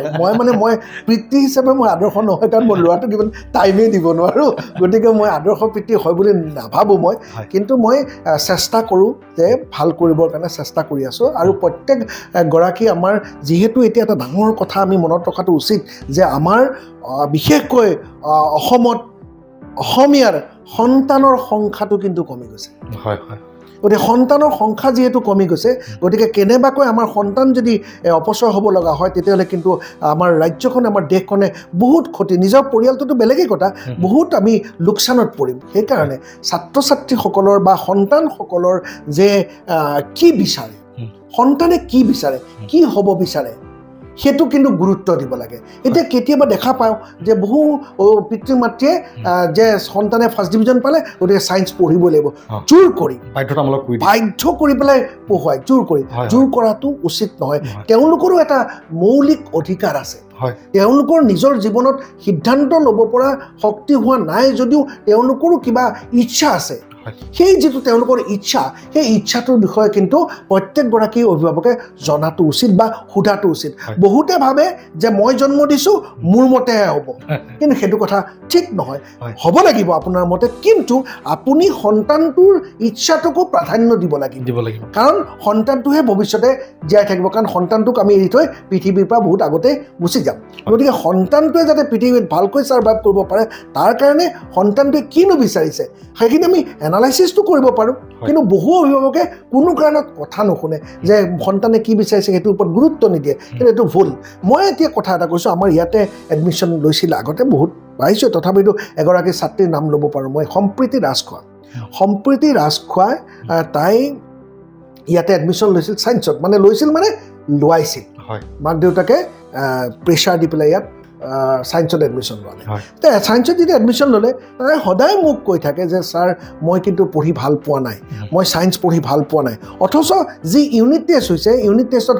মেথছত 50ৰ ভিতৰত 50 পাইছে তাৰপিছতে তাই কৈ আছে যে মই নম্বৰ পাইছোঁ কিন্তু মই ছেটিছফাইড নহয় মোক আপুনি মোক ঘৰত মা দেউতাক বুজাওকচোন মোৰ দেউতাক বুজাওকচোন যে মই ছায়েন্স নপঢ়োঁ মই আৰ্টছে পঢ়িম মোৰ দেউতাক বুজাওকচোন আপুনি মোৰ মাক বুজাওকচোন মই কিন্তু আৰ্টছ পঢ়ি ভাল ৰিজাল্ট কৰিব পাৰিম তাই কিন্তু মোক বাৰে বাৰে কয় তেতিয়া মই দেউতাকক ক'লোঁ কথাটো দেউতাকৰ লগত বহি খুব সুন্দৰকৈ আলোচনা কৰি 3 মাহৰ পাছত তাইক ছায়েন্সৰ পৰা আৰ্টছলৈ কনভাৰ্ট কৰা হ'ল আৰু আৰ্টছত পঢ়ি তাই ইমান ডেভেলপ কৰিলে কৰি তাই গৈ 2018 চনত অসমৰ ভিতৰত প্ৰথম হৈ দিলে আৰ্টছত ৰিজাল্টত অসমৰ ভিতৰত হায়াৰ ছেকেণ্ডেৰীত প্ৰথম হৈ দিলে যিজনী ছোৱালী ছায়েন্সত ইচ্ছাটোৰ ওপৰত বহুত নিৰ্ভৰ কৰে মানে কি কৰি ভাল পায় বা কেনেধৰণে যাব বিচাৰে তাক গাইড কৰিব লাগিব পিতৃ মাতৃয়ে কৰিব লাগিব অভিভাৱকে কৰিব লাগিব আৰু নিজৰ টিচাৰ শিক্ষক শিক্ষয়িত্ৰীসকলে কৰিব লাগিব গতিকে ষ্টুডেণ্টৰ যিটো ইচ্ছা আছে বিভিন্ন দিশসমূহ পুংখানুপুংখভাৱে দেখুৱাই দিয়াৰ দায়িত্ব আছে অভিভাৱকৰ জ্যেষ্ঠজনৰ কিন্তু সিদ্ধান্ত লোৱাৰ ক্ষেত্ৰত ষ্টুডেণ্টৰ যিটো ইচ্ছা আছে সেই ইচ্ছাটোক কিন্তু বৰ্ণ ইণ্টেলিজেন্স লাগিব যিটো বৰ্ণ ইণ্টেলিজেন্স একজেক্টলি আমি দৰ্শক ৰাইজ আপোনালোকক জনাবলৈ পাই সুখী হওঁ যে আমি জ্ঞান বাৰ্তাৰ পডকাষ্টসমূহত আমাৰ গুণী জ্ঞানী অনুভৱী ব্যক্তিসকলৰ গোটেই জীৱনজোৰা অভিজ্ঞতাৰে আমাৰ নৱপ্ৰজন্মৰ বৰ্ণ ইণ্টেলিজেন্সটো কেনেকৈ জাগ্ৰত কৰিব পাৰোঁ তাৰে আমি প্ৰয়াস কৰি আছোঁ আৰু ছাৰ বৰ্ণ ইণ্টেলিজেন্সৰ কথা যিহেতু আহিলে মই এটা কথা জানো যে সাইকোলজিকেলি দুটামান কথা পাইছিলোঁ এজন সাইকোলজিষ্টৰ পৰা যে এটা গোলাপ ফুলৰ বীজৰ পৰা কেৱল এজোপা গোলাপ ফুলহে হ'ব এটা পদুম ফুলৰ বীজৰ পৰা এটা পদুম ফুল কেতিয়াও আমি আপেলৰ গুটি এটাক মধুৰামলৈ কনভাৰ্ট কৰিব নোৱাৰোঁ বা মধুৰামৰ গুটি এটাৰ পৰা জলকীয়া গছ এজোপা কেতিয়াও কৰিব নোৱাৰোঁ গতিকে আমাৰ পৃথিৱীলৈ ভগৱানে যেতিয়া ল'ৰা ছোৱালীসমূহ পঠিয়াই দিয়ে তেতিয়া নিৰ্দিষ্ট এটা কলা কৌশল লৈ পেলাই পঠাই দিয়ে বুলি কয় আৰু আৰ্য বিদ্যাপীঠ মহাবিদ্যালয়ৰ principal sir doctor Pradip Bhattacharya আপোনাৰ বন্ধুৱে হয় তেখেতেও মোক এটা কথা কৈছিলে যে গড নেভাৰ ক্ৰিয়েট ৰাবিছ ভগৱানে কেতিয়াও জাবৰ তৈয়াৰ নকৰে গতিকে ছাৰ আমি হয়তো আমাৰ শিক্ষা ব্যৱস্থাটোৱে বা আমাৰ অভিভাৱক বা আমাৰ গোটেই সমাজ ব্যৱস্থাটোৱে আমাৰ এইটো প্ৰচেষ্টাত আছে নেকি যে এটা ল'ৰা যি নাটকীয় কলা কৌশল লৈ জন্মগ্ৰহণ কৰিছে তাক জোৰ জবৰদস্তি তই ছায়েন্সত পঢ়ি পেলাই ডক্টৰ বা ইঞ্জিনিয়াৰ হ'ব লাগিব আমাৰ ছিষ্টেমটোৱে বৰ্তমান সেইটোৱে কৰি থকা আমি দেখা পাইছোঁ গতিকে ছাৰ এইখিনিতে মই এটা প্ৰশ্ন আপোনাক কৰিব বিচাৰোঁ যে আজি আপোনাৰ প্ৰতিটো বছৰতে বহু ভাল ৰিজাল্ট হৈ আছে বহু ফাৰ্ষ্ট ডিভিজনেই ছেকেণ্ড ডিভিজনটো আমি ইয়াৰ পৰা নোলায়েই আমি শুনাই নাই হয়তো প্ৰথম পৰ্যায়ত যদি নাজানো আৰু কিন্তু ছাৰ এই যিমানটা বেটছ গ'ল আজিলৈকে যিমানখিনি বেটছ গ'ল এই সকলোৰে পৰা যদি আমি পাৰ্চেণ্টেজ হিচাপে চাওঁ তেতিয়াহ'লে কিমান ধৰণে APSCত কিমান পাৰ্চেণ্টেজ ছাকচেছ হৈছে অভাৰঅল কিমান ধৰণে আপোনাৰ মেডিকেলত মানে ছাকচেছ হৈছে অভাৰঅল যদি আমি পাৰ্চেণ্টেজ হিচাপে চাওঁ তেতিয়াহ'লে আমি খুব কম এটাহে সংখ্যক পাম বাকীসকল কোনো ক্ষেত্ৰত পিছত গৈ পেলাই গতানুগতিকভাৱে যদিও ষ্টেণ্ড কৰিছে সি ম্লান পৰি গৈছে সময়ত হয়তো আমি কাৰোবাক চিনি নোপোৱা নিচিনা হৈ গ'লোঁ গতিকে ছাৰ আপুনি শিক্ষকৰ দায়িত্ব সম্পূৰ্ণ নিষ্ঠাৰে পালন কৰিছে তাৰ বাবে আমাৰ সমগ্ৰ অসমবাসীৰ ৰাইজ তথা আমাৰ নগাঁওবাসীৰ ৰাইজ প্ৰতিজন অভিভাৱক অভিভাৱিকা আপোনাৰ ওচৰত সদায় ঋণী হৈ থাকিব কিন্তু তৎসত্ত্বেও মই এটা কথা আপোনাক সুধিব বিচাৰোঁ যে ছাৰ যিহেতু আমি যিটো পৰিমাণৰ সফলতা বিচাৰিছোঁ সেইটো পৰিমাণে আমি পোৱা নাই গতিকে কোনোবা ক্ষেত্ৰত আমি কোনোবা এজন ছাত্ৰক তাৰ বৰ্ণ ইণ্টেলিজেন্সটোক হত্যা কৰিহে আগবঢ়াই দিছোঁ নেকি আচলতে বৰ্ণ ইণ্টেলিজেন্স বুলি ক'লেতো আমি অভিমন্যুৰ কাহিনীৰ কথালৈ মনত পেলাব পাৰোঁ যে মাকৰ পেটতেই শিকিছে ন মাকৰ পেটতে শিকিছে গতিকে প্ৰহ্লাদৰ চৰিত্ৰৰ কথা যদি আমি চাবলৈ যাওঁ তেতিয়াহ'লে মাকৰ পেটতে শিকিছে গতিকে মাতৃগৰাকীয়ে প্ৰধান শিক্ষয়িত্ৰী আৰু মাতৃৰ গৰ্ভটোৱে হৈছে প্ৰথম শিক্ষাৰ পঢ়াশালীখন গতিকে তাৰ পৰাই শিকি আহিছে গতিকে ছাত্ৰ ছাত্ৰীৰ ইনবৰ্ণ টেলেণ্ট আছে প্ৰত্যেকগৰাকী ছাত্ৰ ছাত্ৰীয়ে এটা সুস্থ ভাল মগজুৰে লৈ তেওঁৰ জন্ম হৈছে কিবা কাৰণে কাৰোবাৰ কিবা এটা হৈছে সেইটো আমি ধৰা নাই কিন্তু যে ভগৱানে দিওঁতে মোৰ বিশ্বাস সকলোকে সমানে দিছে এই যিটো টেলেণ্ট সেই টেলেণ্টটো কেনেকৈ আমি ডেভেলপ কৰিছোঁ টেলেণ্ট ডেভেলপ কৰাৰ ক্ষেত্ৰত মানে বহুতখিনি কথা জড়িত হৈ থাকে পৰিৱেশটো বিশেষকৈ কেনেকুৱা পৰিৱেশত আছে এতিয়া হয় বিজ্ঞানে যথেষ্ট ডেভেলপ কৰিছে এজোপা যে এটা মধুৰামৰ পুলিৰ পৰা মধুৰামৰ গুটিৰ পৰা কেৱল মধুৰামৰ গছ হ'ব হয় গতিকে মধুৰামৰ গছৰ লগত আকৌ যদি বেলেগ এজোপা গছ হাইব্ৰিডাইজ কৰি পেলাই তাত একেজোপা গছতে দুটা বেলেগ বেলেগ ফল ফলাব পাৰে যদিও কিন্তু তাৰ অৰিজিন যিটো মূল শিপাটো কিন্তু মূল যিটো গুটিটো সেই একেটাই আছিল নহয় বাৰু গতিকে সেইটোৱে কথা কথা যে গতিকে এই টেলেণ্টটো ইনবৰ্ণ টেলেণ্টটো ডেভেলপ কৰাৰ ক্ষেত্ৰত কিন্তু বহুতে অসফল হয় এই বিভিন্ন কাৰণত সামাজিক পৰিৱেশত বিভিন্ন ধৰণৰ ক্ষেত্ৰত অসফল হয় কিন্তু সেই ক্ষেত্ৰত আমাৰ কিন্তু দায়িত্ব আছে এতিয়া চেঞ্জ আহিছে আগতে এটা সময়ত মই নিজে ক'ম যেতিয়া মই BSc পঢ়ি আছিলোঁ তেতিয়া মোৰ লগৰ এজন ল'ৰাই মাক দেউতাকক প্ৰেছাৰ দিছিল মোক এটা কম্পিউটাৰ দে যিখন কম্পিউটাৰ আহিছেহে তেতিয়া মই মোৰ বন্ধুজনক মই বেয়া পাইছিলোঁ আৰে মাক দেউতাকক কি কম্পিউটাৰ লাগে বুলি এনেকৈ প্ৰেছাৰ দিয়ে ৱেৰাজ মই এটা মানে কলম লাগেকৈ জোৰকৈ ক'বলৈ টান পাওঁ বেয়া লাগে মোৰ কাৰণ মোৰ দেউতাই দিব নোৱাৰিবও পাৰে মা দিব নোৱাৰিবও পাৰে কিন্তু সেই এটা কম্পিউটাৰৰ কাৰণে এনেকুৱা প্ৰেছাৰ দিছে মই তেতিয়া পৰিৱেশটো তেনেকুৱা নাছিলে কিন্তু এতিয়া সেই কম্পিউটাৰটো সি পোৱাৰ পাছত সি BSc পঢ়াৰ পৰা সি ফালৰি কাটি গুচি গৈ সি ইঞ্জিনিয়াৰিং লেভেললৈ গুচি গ'ল গৈ আজি সি অইলৰ ডাঙৰ ইঞ্জিনিয়াৰ তাক যদি সেইখিনি সময়ত কম্পিউটাৰটো মাক দেউতাকে নিদিলেহেঁতেন সি হয়তো আজি ডাঙৰ ইঞ্জিনিয়াৰ নহ'লহেঁতেন গতিকে সেই তেনেকুৱা এটা মই উদাহৰণে দিছোঁ গতিকে সেই কথাবিলাক কিন্তু গুৰুত্ব দিব লাগিব তেওঁলোকৰ আজিকালি সিহঁতে বহুত বেছি জানে আৰু খুব বেছি ইনফৰ্মেটিভ এতিয়া আমাৰ সৰু সৰু ছাত্ৰ ছাত্ৰী মানে মই আমাৰ অসমৰ বহুত ছাত্ৰ ছাত্ৰী বিদেশত বহুত ভাল কৰি আছে বহুত ভাল এষ্টাব্লিছ কৰি আছে আমাৰ কলেজ মানে স্কুলৰ পৰা ওলোৱা এজন ছাত্ৰ কৌশিক বৰা আজি আমেৰিকাত গৈ আছেগৈ আমেৰিকাত গৈ পেলাই ডক্টৰেট কৰি পোষ্ট ডক্টৰৰ কাৰণে কাম কৰি আছে বিভিন্ন মই এটা উদাহৰণে দিছোঁ এনেকৈ বহুত ঠাইত কাম কৰি আছে গতিকে এই যে কৰাৰ যিটো পৰিৱেশ আৰু তাক কিন্তু অধ্যয়ন কৰিব লাগিব সি কি বিচাৰিছে সেই বিচৰা বস্তুটোৰ ওপৰত কিন্তু আকৌ এনালাইচিছটো শুদ্ধ হ'ব লাগে একজেক্টলি ছাৰ আপুনি এই কথাখিনি যে কওঁতে আপোনাৰ বন্ধুজনে কম্পিউটাৰ বিচাৰিছে একজেক্টলি ছাৰ যদি আমি ষ্টিভ জবছৰ জীৱনলৈ চাওঁ ষ্টিভ জবছেও যেতিয়া মানে গুচি আহিছিলে সন্ন্যাস লৈ পেলাই ভাৰতলৈ আৰু আহি পেলাই ভাৰতত সন্ন্যাসো ল'লে লৈ পেলাই এদিন অকস্মাত দেখিলে যে নিগনি এটা কম্পিউটাৰ মেচিনটোৰ ওচৰত হেৰি কৰি আছে আৰু সেই তেতিয়াই মাউচটো তেখেতৰ মানে ডিমাগলৈ আহিছিলে আৰু ঠিক তেনেকৈ যদি আমি চাবলৈ যাওঁ মানে ইন টাৰ্মছ অফ এজন চাইক'লজিষ্টক মই ফ'ল' কৰি আছোঁ বিগত 10-12 বছৰমান ধৰি তেখেতে কৈছে আজিলৈকে পৃথিৱীত যিমানখিনি অদ্ভুত ঘটনা ঘটিছে 1 ছেকেণ্ডৰ এটা ফ্লেছ মাত্ৰ আপোনাৰ মনলৈ অহা এটা জাষ্ট ফ্লেছ নিউটন বহি আছিলে আপেলটো সৰি পৰিল যদি আমি আজি আপুনি মই বহি থাকাত যদি হয়তো আপেলটো পৰিলে কোনে আগে পালোহেঁতেন তেনেকৈ ছাৰ আমি যদি চাওঁ তেতিয়াহ'লে এজন তেখেতৰ নামটো মই পাহৰি গৈছোঁ তেখেতে মকৰা জালখন চাইছে এই ফ্লাইং ব্ৰিজ বনাই দিলে গতিকে এইবিলাক 1 ছেকেণ্ডৰ এটা মানে আৱিষ্কাৰ 1 ছেকেণ্ডৰ খালি এটা মানে ফ্লেছ ছিষ্টেম এটা আহে ঠিক তেনেকৈ আমি থমাছ আলভা এডিছনৰ জীৱন যদি চাওঁ তেতিয়াহ'লে তেখেতে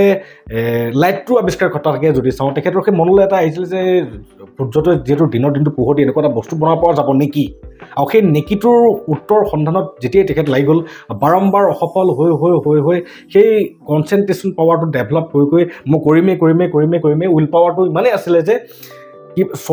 মোৰ দেন 6,000ডাল ফিলামেণ্ট মানে ট্ৰাই কৰাৰ পাছতো তেখেতে সেই উইল পাৱাৰটো ভাগি যোৱা নাছিল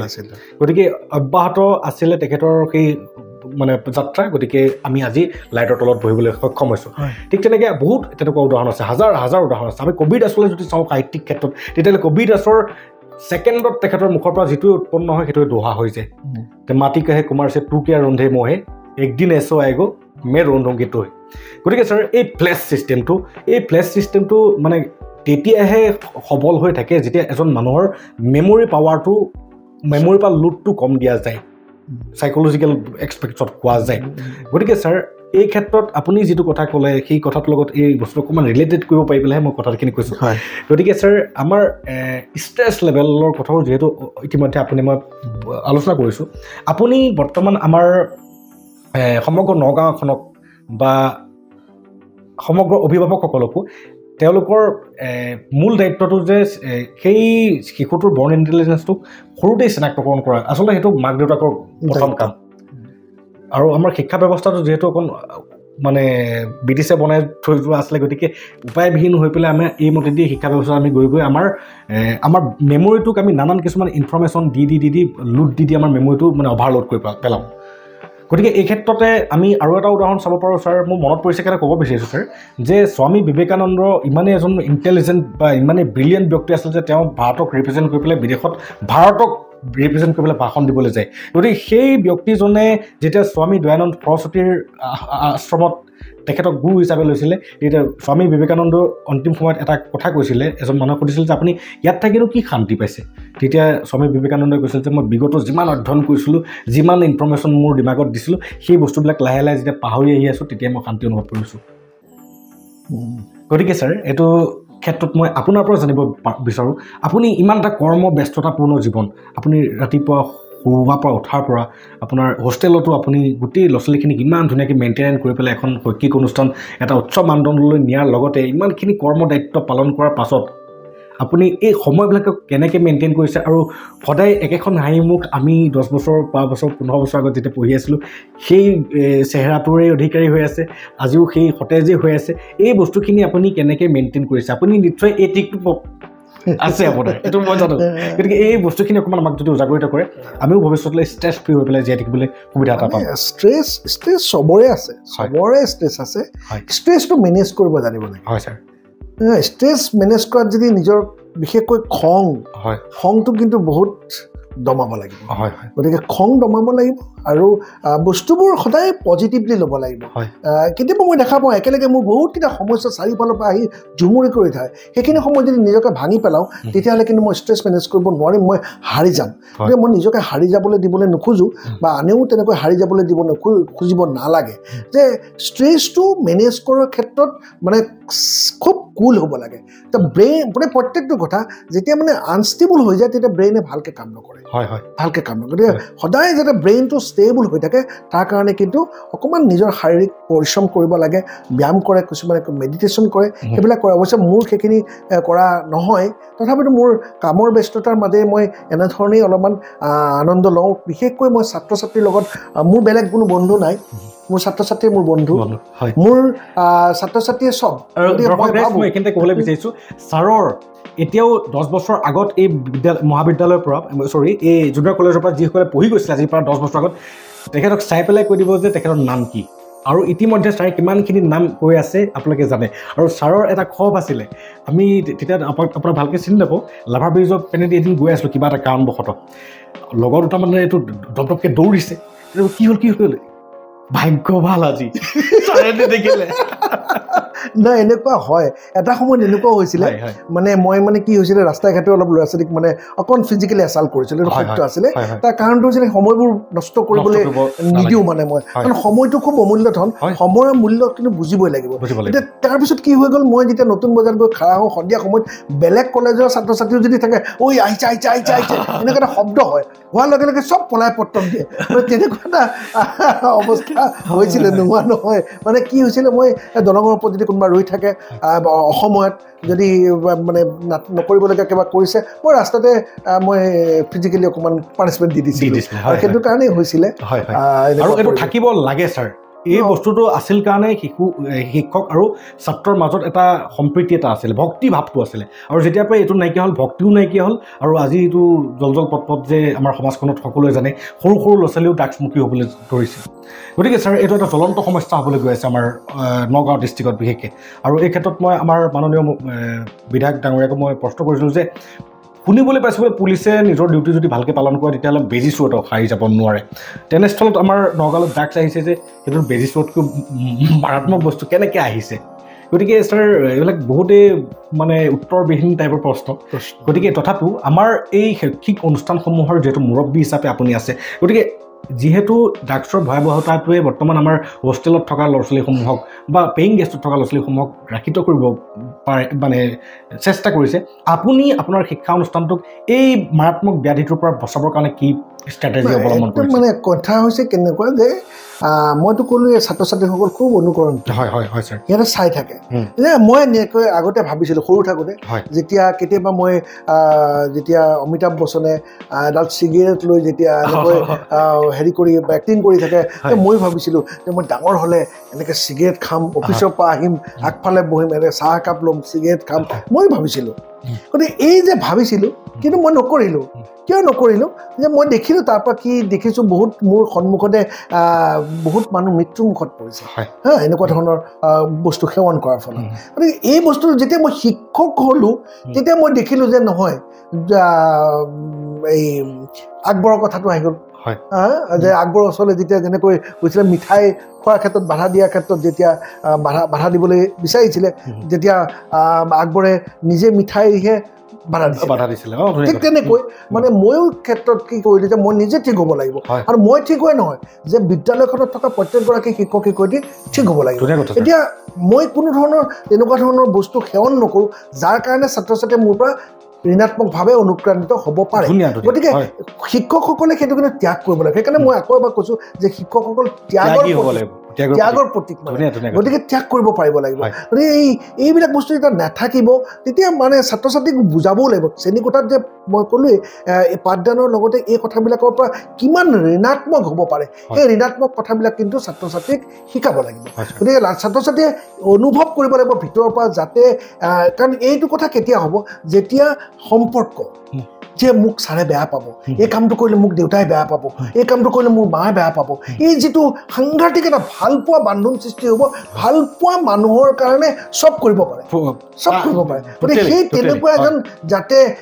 ভালপোৱা মানুহ হয় ৱান্টেড মানুহ হয় ছাত্ৰ ছাত্ৰীৰ কাৰণে শিক্ষকজন তেনে শিক্ষকলৈ ৰূপান্তৰিত হ'বলৈ চেষ্টা কৰিব লাগিব আৰু তেওঁ নিজে ত্যাগ কৰিব লাগিব ল'ৰা ছোৱালীক সেয়াৰ সম্পৰ্কে বুজাব লাগিব এতিয়া চাধা হওক বা এই গুটকা কথা কৈছোঁ গুটকা পেকেট এটা যদি একাপ পানীত যদি মিহলাই পেলাই এখন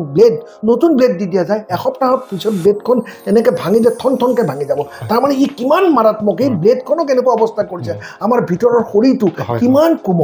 কিমান কোমল এতিয়া চাধা তাধা এইবিলাকৰ ক্ষেত্ৰত কি এলকালয়েড থাকে এলকালয়েড নাইট্ৰজেনাছ কম্পাউণ্ড এতিয়া নাইট্ৰজেনাছ কম্পাউণ্ডত বাৰ্ণিং হ'লে নাইট্ৰজেন ডাই অক্সাইড হ'ব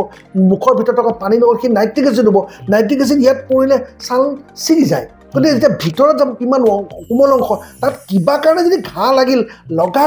লগেই কি হৈ যাব যে ঘাঁ লগে তাত কেঞ্চাৰলৈ ৰূপান্তৰিত হৈ গ'ল গতিকে এই কথাবিলাক এই ড্ৰাগছ এইবিলাকৰ ক্ষেত্ৰত কিন্তু আমাৰ মাননীয় মুখ্যমন্ত্ৰী হিমন্ত বিশ্ব শৰ্মা ডাঙৰীয়াই কিন্তু বহুত সাংঘাতিক পজিটিভ ষ্টেপ লৈছে বহুতবিলাক ধ্বংস কৰিছে শেষ কৰিব পৰা নাই কিন্তু চেষ্টা অব্যাহত ৰাখিছে আৰু কৰিছে এই ক্ষেত্ৰত কিন্তু অকল এজন মানুহে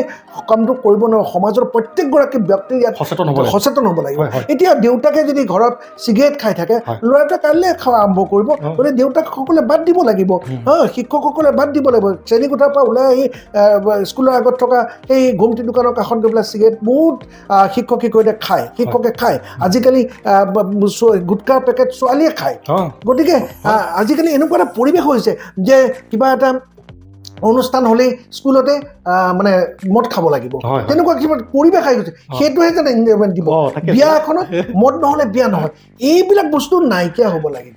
এই পৰিৱেশ নাইকিয়া হ'ব লাগিব মানুহ জন্ম তেতিয়াহে মানে মানুহৰ চেঞ্জটো আহিব জন্ম হোৱা আমুকৰ ল'ৰা ছোৱালী এটা জন্ম হৈছে জন্ম হোৱাৰ পাৰ্টিটো দিবলৈ মদ লাগিব মৃত্যু আচৰিত মানে এতিয়া শ্মশানত গৈ পেলাই মানুহ খৰি দিবলৈ নাই মানুহে মদ দিয়ে মদ যোগান ধৰাৰ পিছতে কৰি দিব পাৰে আজিকালি নামঘৰ যি পবিত্ৰ অনুষ্ঠান নামঘৰত আমি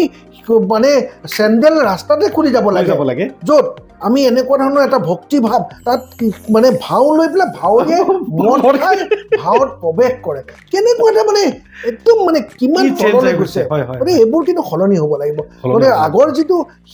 শিপালে আহিবই লাগিব সেই পৰিৱেশ আহিবলৈ বা আধ্যাত্মিক পৰিৱেশ থাকিবই লাগিব ঘৰখনৰ আধ্যাত্মিক পৰিৱেশ থাকিবই লাগিব তেনেকুৱা ধৰণৰ কথা বতৰাবোৰ যেতিয়া ঠিক হ'ব তেতিয়া সমাজ ব্যৱস্থা ঠিক হ'ব আৰু আমিও চেষ্টা কৰিম আমি এনেকুৱা নহয় যে মই মোৰ ভুল কৰা নাই মই বহুত হাত থৈ মই ক'ব নোৱাৰোঁ মই জীৱনত ভুল কৰা নাই গতিকে শুদ্ধহে মানুহ গতিকে প্ৰত্যেকে আমি চেষ্টা কৰিব লাগিব বিশেষকৈ আমাৰ নৱপ্ৰজন্মটোক কাৰণ কিয় ভাৰতবৰ্ষ এই 2025 চনত গোটেই বিশ্বৰ ভিতৰতে যুৱশক্তিৰ দেশলৈ পৰিণত হ'বলৈ গৈ আছে আৰু নৰেন্দ্ৰ মোদী ডাঙৰীয়ে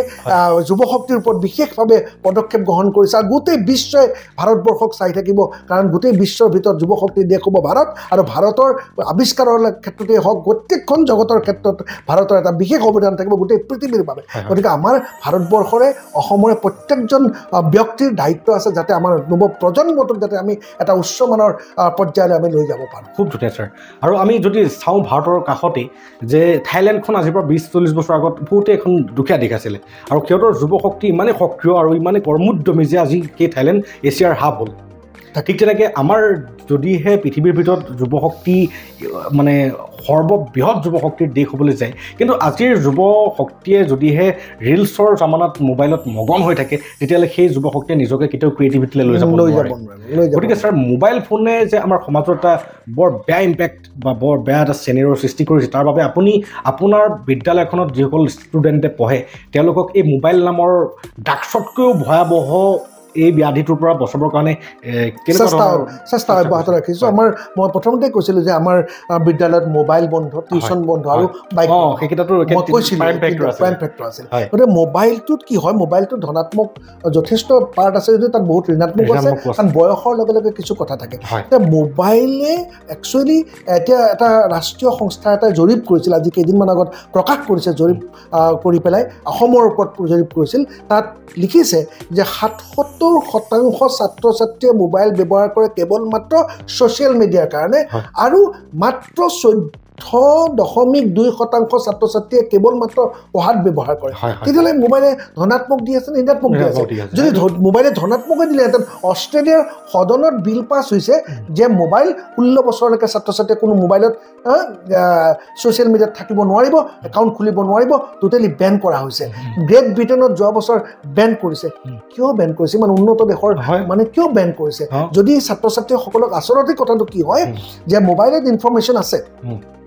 নলেজো আছে, ইনফৰমেশ্যন আছে, কিন্তু স্কিলটো ডেভেলপ কৰিব লাগিব নিজে। গতিকে মোবাইলৰ পৰা ইনফৰমেশ্যনে পাব, কিন্তু নলেজ পাব কিতাপৰ পৰা। কিতাপ অধ্যয়ন কৰিব লাগিব, আৰু ছাত্ৰ ছাত্ৰীসকলক নিৰ্দিষ্ট কাৰ্যসূচীৰে টেক্সট বুকবিলাক দিয়া হৈছে। আৰু ছাত্ৰ ছাত্ৰীয়ে, মই ক'ম, দৃঢ়তাৰে ক'ম যে ছাত্ৰ ছাত্ৰীয়ে টেক্সট বুকৰ প্ৰত্যেকটো শব্দ অধ্যয়ন কৰক আৰু এইবোৰ ৰিভিজন কৰক, আৰু সেই নলেজটো প্ৰজ্ঞালৈ, স্কিললৈ কনভাৰ্ট কৰিবলৈ যত্ন কৰক। তেতিয়া দেখিব তেনেকুৱা বহুত নতুন নতুন বস্তু আৱিষ্কাৰ কৰিব পৰা সক্ষম হ'ব। কিন্তু যদি সেই মোবাইলত থকা ঋণাত্মক ঋণাত্মকৰ পৃথিৱীখনত গ্ৰাসিত হৈ পেলাই যদি গুচি যায়, তেতিয়াহ'লে কিন্তু সমাজৰ আৱৰ্জনাহে হ'ব। খুব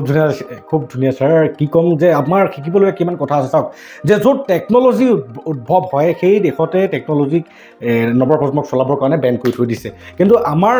অভিভাৱক বা আমাৰ দৰ্শক ৰাইজক এটাই ক'ব বিচাৰোঁ যে ছাৰে অলৰেডি কৈছে যে ফেচবুকত জ্ঞান নাই, নলেজ নাই, টেক্সট বুকতহে আছে, আৰু লগতে আমাৰ যিমানখিনি বুক আছে বুকত আছে, ফেচবুকত নহয়। গতিকে সকলোৱে অকণমান নিজৰ ষ্টুডেণ্ট বা নিজৰ ল'ৰা ছোৱালীৰ প্ৰতি সক্ৰিয় হওক, কাৰণ আপোনালোকৰ ল'ৰা ছোৱালীটোক আমি নিবিচাৰোঁ যে ভৱিষ্যত ধ্বংস হওক। আৰু সেইকাৰণে আজি এজন গুণীজ্ঞানী ব্যক্তি, তেখেতৰ যথেষ্টখিনি অভিজ্ঞতা, তেখেতে এটা উচ্চ শিক্ষা প্ৰতিষ্ঠানৰ মুৰব্বী হিচাপে বিগত 20 বছৰতকৈ অধিক কাল কটাই আছে। গতিকে তেখেতৰ অভিজ্ঞতাৰ পৰা আমি এটা কথা আছে ছাৰ, যে উপদেশতকৈ আৰ্হি ভাল, আৰু লগতে ভাৱনাৰ কোনো মূল্য নাই, পৰিণামতহে মূল্য আছে। গতিকে আমি পৰিণামত দেখি আহিছোঁ যে প্ৰতি বছৰে আমাৰ এই শিক্ষা প্ৰতিষ্ঠানটোৰ পৰা প্ৰতি বছৰে সুখ্যাতিৰে ল'ৰা ছোৱালীয়ে পাছ কৰি আছে। ইয়াৰ পৰা গৈ ডক্টৰ ইঞ্জিনিয়াৰ পৰা আদি কৰি APSC লেভেললৈকো যাব পাৰিছে। গতিকে কিহৰ কাৰণে পাৰিছে? ইয়াত এটা নিৰ্দিষ্ট অনুশাসন আছে কাৰণে ছাৰ, ইয়াত এটা নিৰ্দিষ্ট মানদণ্ডৰ শিক্ষা দান কৰে কাৰণে, ইয়াত সকলোকে মৰম চেনেহে শিক্ষা দিয়ে কাৰণে। গতিকে আমাৰ এওঁলোকৰ এই আদৰ্শসমূহক যদি আমাৰ অভিভাৱকসকলে লয়, নিশ্চয় আমাৰ সমাজখন আগবাঢ়ি যাব বুলি ভাবোঁ। ছাৰ, এটা কথা মই নুসুধি নোৱাৰোঁ যে আমাৰ সমাজখনৰ জাগৰণ কৰাৰ ক্ষেত্ৰত সকলো বিসংগতি, ধৰি লওক ড্ৰাগছেই হওক বা আজিকালি যিবিলাক মানে সমাজবৰ্জিত কামবিলাক মানুহে বৰ বিনা দ্বিধাৰে কৰিবলৈ চেষ্টা কৰি আছে। গতিকে এই বস্তুবিলাকক এখন মানে চাফা কৰাৰ ক্ষেত্ৰত, ধৰি লওক সমাজখন সংস্কৰণৰ ক্ষেত্ৰত আমাৰ প্ৰতিখন LP স্কুলৰ পৰা আপ টু ইউনিভাৰ্চিটিলৈকে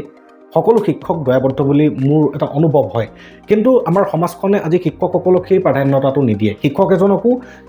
মানে আচলতে সকলো ত্যাগী শিক্ষক নহয়, তেওঁলোকেও দেখাব পৰা নাই সেই প্ৰতিচ্ছবিখন। কিন্তু তথাপিও আপুনি যিহেতু সমাজখনৰ লগত জড়িত এজন ব্যক্তি, মই আপোনাৰ মনোভাৱটো জানিব বিচাৰোঁ যে সমাজ সংস্কৰণৰ ক্ষেত্ৰত আমাৰ শিক্ষকসকলৰ দায়বদ্ধ কিমান হোৱাটো উচিত? আচলতে শিক্ষকসকলটো হৈছে আসল ৰোল মডেল বুলি ক'লে শিক্ষকসকলে বুজায়। তেওঁলোক নেশ্যন বিল্ডাৰ হয়, নেশ্যন বিল্ডাৰ। আৰু মই ভাবোঁ যে ছাত্ৰ ছাত্ৰীতকৈ শিক্ষক শিক্ষয়িত্ৰীয়ে বেছিকৈহে অধ্যয়ন কৰিব লাগে। হয়। এতিয়া চাওক, সফল ব্যক্তি যদি আমি এলেন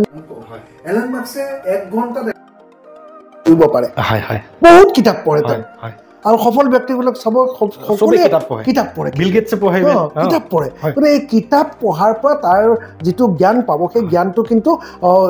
মানে কামত লগাবলৈ চেষ্টা কৰিব লাগিব গতিকে এই কথাটো ভাবি দুখ লাগে যে যিবিলাক বাহিৰৰ উন্নতমানৰ দেশ আছে উন্নতমানৰ দেশ আপুনি কানাডাৰ কথা কওক আমেৰিকাৰ কথা কওক চীনৰ কথা কওক সেইবোৰ দেশত বছৰি এজন ব্যক্তিয়ে অধ্যয়ন কৰে 2000 পৃষ্ঠা আৰু আমাৰ ইয়াত গড় হিচাপে অধ্যয়ন কৰে 32 পৃষ্ঠা কিমান ডিফাৰেঞ্চ আছে আমি এনেই বিপ্লৱ কৰি থাকিলে নহ'ব আমি শিক্ষাৰ বিপ্লৱ কৰিব লাগিব আমি অধ্যয়নৰ বিপ্লৱ কৰিব লাগিব আৰু গতিকে মই নাভাবোঁ মই কিবা পৰামৰ্শ দিব পাৰিম বুলি কিন্তু সকলোৱে নিজৰ কামটো যদি আন্তৰিকতাৰে দায়বদ্ধতাৰে কাম সম্পাদন কৰি গৈ থাকে তেতিয়াহ'লে বিশেষ একো কৰিবলগীয়া নাথাকে সকলোবোৰ নিজে নিজে হৈ গৈ থাকিব হয় ছাৰ হয় ছাৰ একজেক্টলি এতিয়া আমাৰ NEP 2020 যেহেতু স্কিল ডেভেলপমেণ্টৰ ওপৰত গুৰুত্ব দিছে কিন্তু আমাৰ বিগত 4 বছৰ সময় গুচি গ'ল আজিলৈকে আমি নগাঁৱৰ জিলাৰ কোনো এখন কলেজ বা স্কুলত তেনেকৈ এই এক্সিকিউশ্যনৰ ক্ষেত্ৰত ইমান এটা মানে ইমপ্লিমেণ্টেশ্যন ভালকৈ হোৱা নাই ইমপ্লিমেণ্টেশ্যন নাই হোৱা বুলি ক'লে ভুল হ'ব ইমপ্লিমেণ্টেশ্যন হৈছে ইতিমধ্যে যি NEP এতিয়া বিভিন্ন ধৰণৰ ছাবজেক্ট যিবিলাকৰ বাইফাৰ্কেশ্যন কৰি দিছে ছাবজেক্ট ৰেষ্ট্ৰিকশ্যন কৰা নাই সেইবিলাক ইতিমধ্যে হায়াৰ এডুকেশ্যনত কিন্তু ৰেষ্ট্ৰিকশ্যন হৈছে কিন্তু যিবিলাক এতিয়া ডিগ্ৰী লেভেলত যিটো আছে ডিগ্ৰী লেভেলত ছাত্ৰ ছাত্ৰীসকলে তেওঁলোকে ইচ্ছা কৰিলে ফিজিক্স ল'ব পাৰে লগত মিউজিক ল'ব পাৰে লগত ডেন্স ল'ব পাৰে সেইখিনি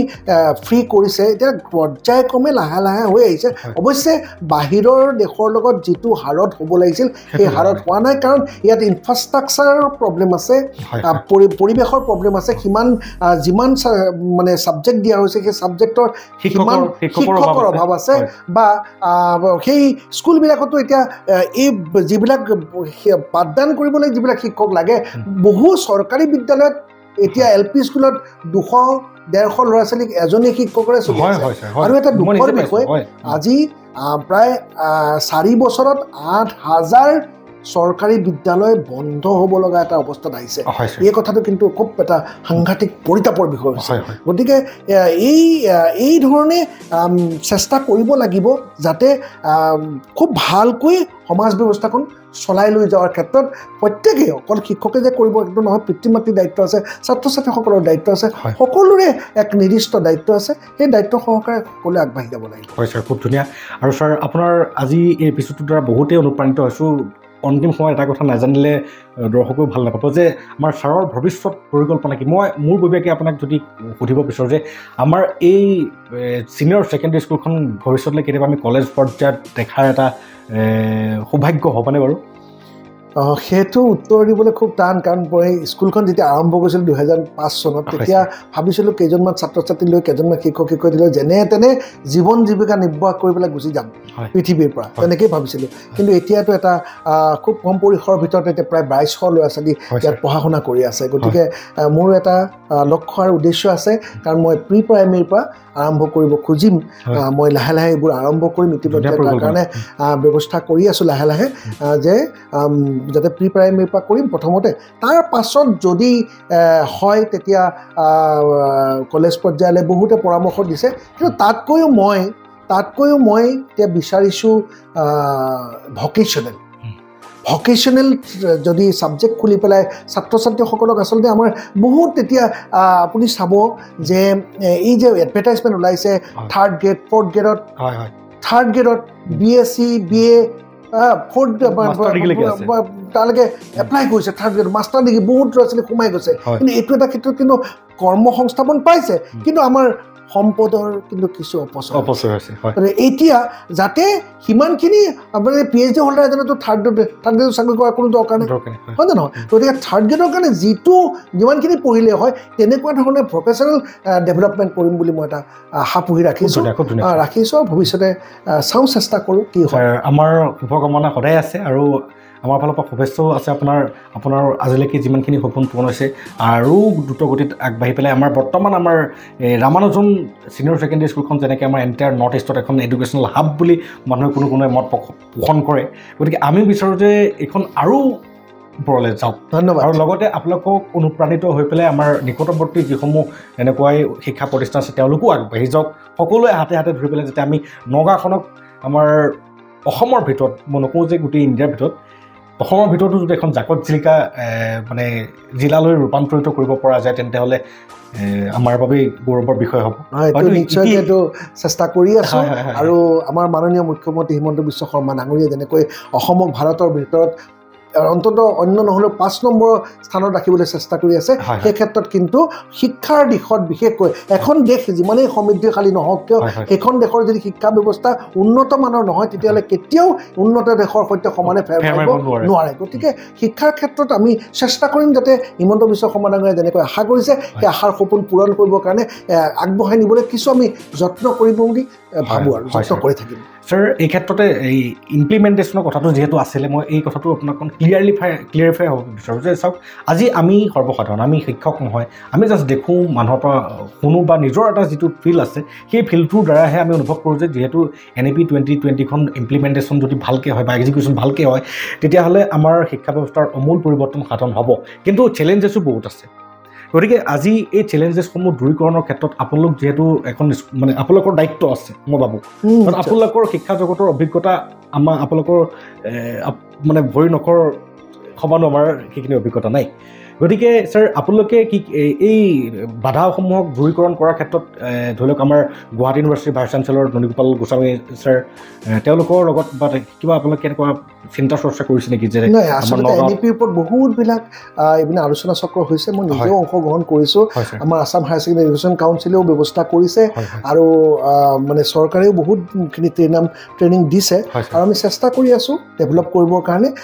কিন্তু অলপ সময় লাগিব বোধহয় অসমত মই আশা কৰিছোঁ 2030 চনৰ ভিতৰত NEP 100% ইমপ্লিমেণ্টেশ্যন হ'ব খুব ধুনীয়া আৰু আমাৰ বাবে এইটো এটা বহুতেই সুখবৰ ছাৰ আহি অন্তিমটো তথা মোৰ মনৰ কথাটো আপোনাক সুধিবলৈ ওলাইছোঁ যিটো আমি জ্ঞান বাৰ্তা হিচাপে লওঁ আমাৰ অনুষ্ঠানটোৰ এটা প্ৰতীক হিচাপে যে আপোনাৰ সৰুৰে প্ৰতিজন মানুহৰ এটা মটো থাকে জীৱনত এটা নিৰ্দিষ্ট মটৰে মানুহৰ জীৱনটো পৰিচালনা হয় গতিকে মই জানিব বিচাৰোঁ যে আমাৰ দিলীপ কুমাৰ ছাৰৰ সেইটো কোনটো মূল মন্ত্ৰ আছিল যিটো মূল মন্ত্ৰই তেখেতক কৰ্মক্ষেত্ৰৰ পৰা কেতিয়াও পথভ্ৰষ্ট কৰা নাছিল যিটো মূল মন্ত্ৰই তেখেতক শক্তিৰ ইন্ধন হিচাপে সদায় কাম কৰি আহিছে আৰু ভৱিষ্যতলৈ কৰি গৈ থাকিব এই ক্ষেত্ৰত মই মানে কি ক'ব লাগিব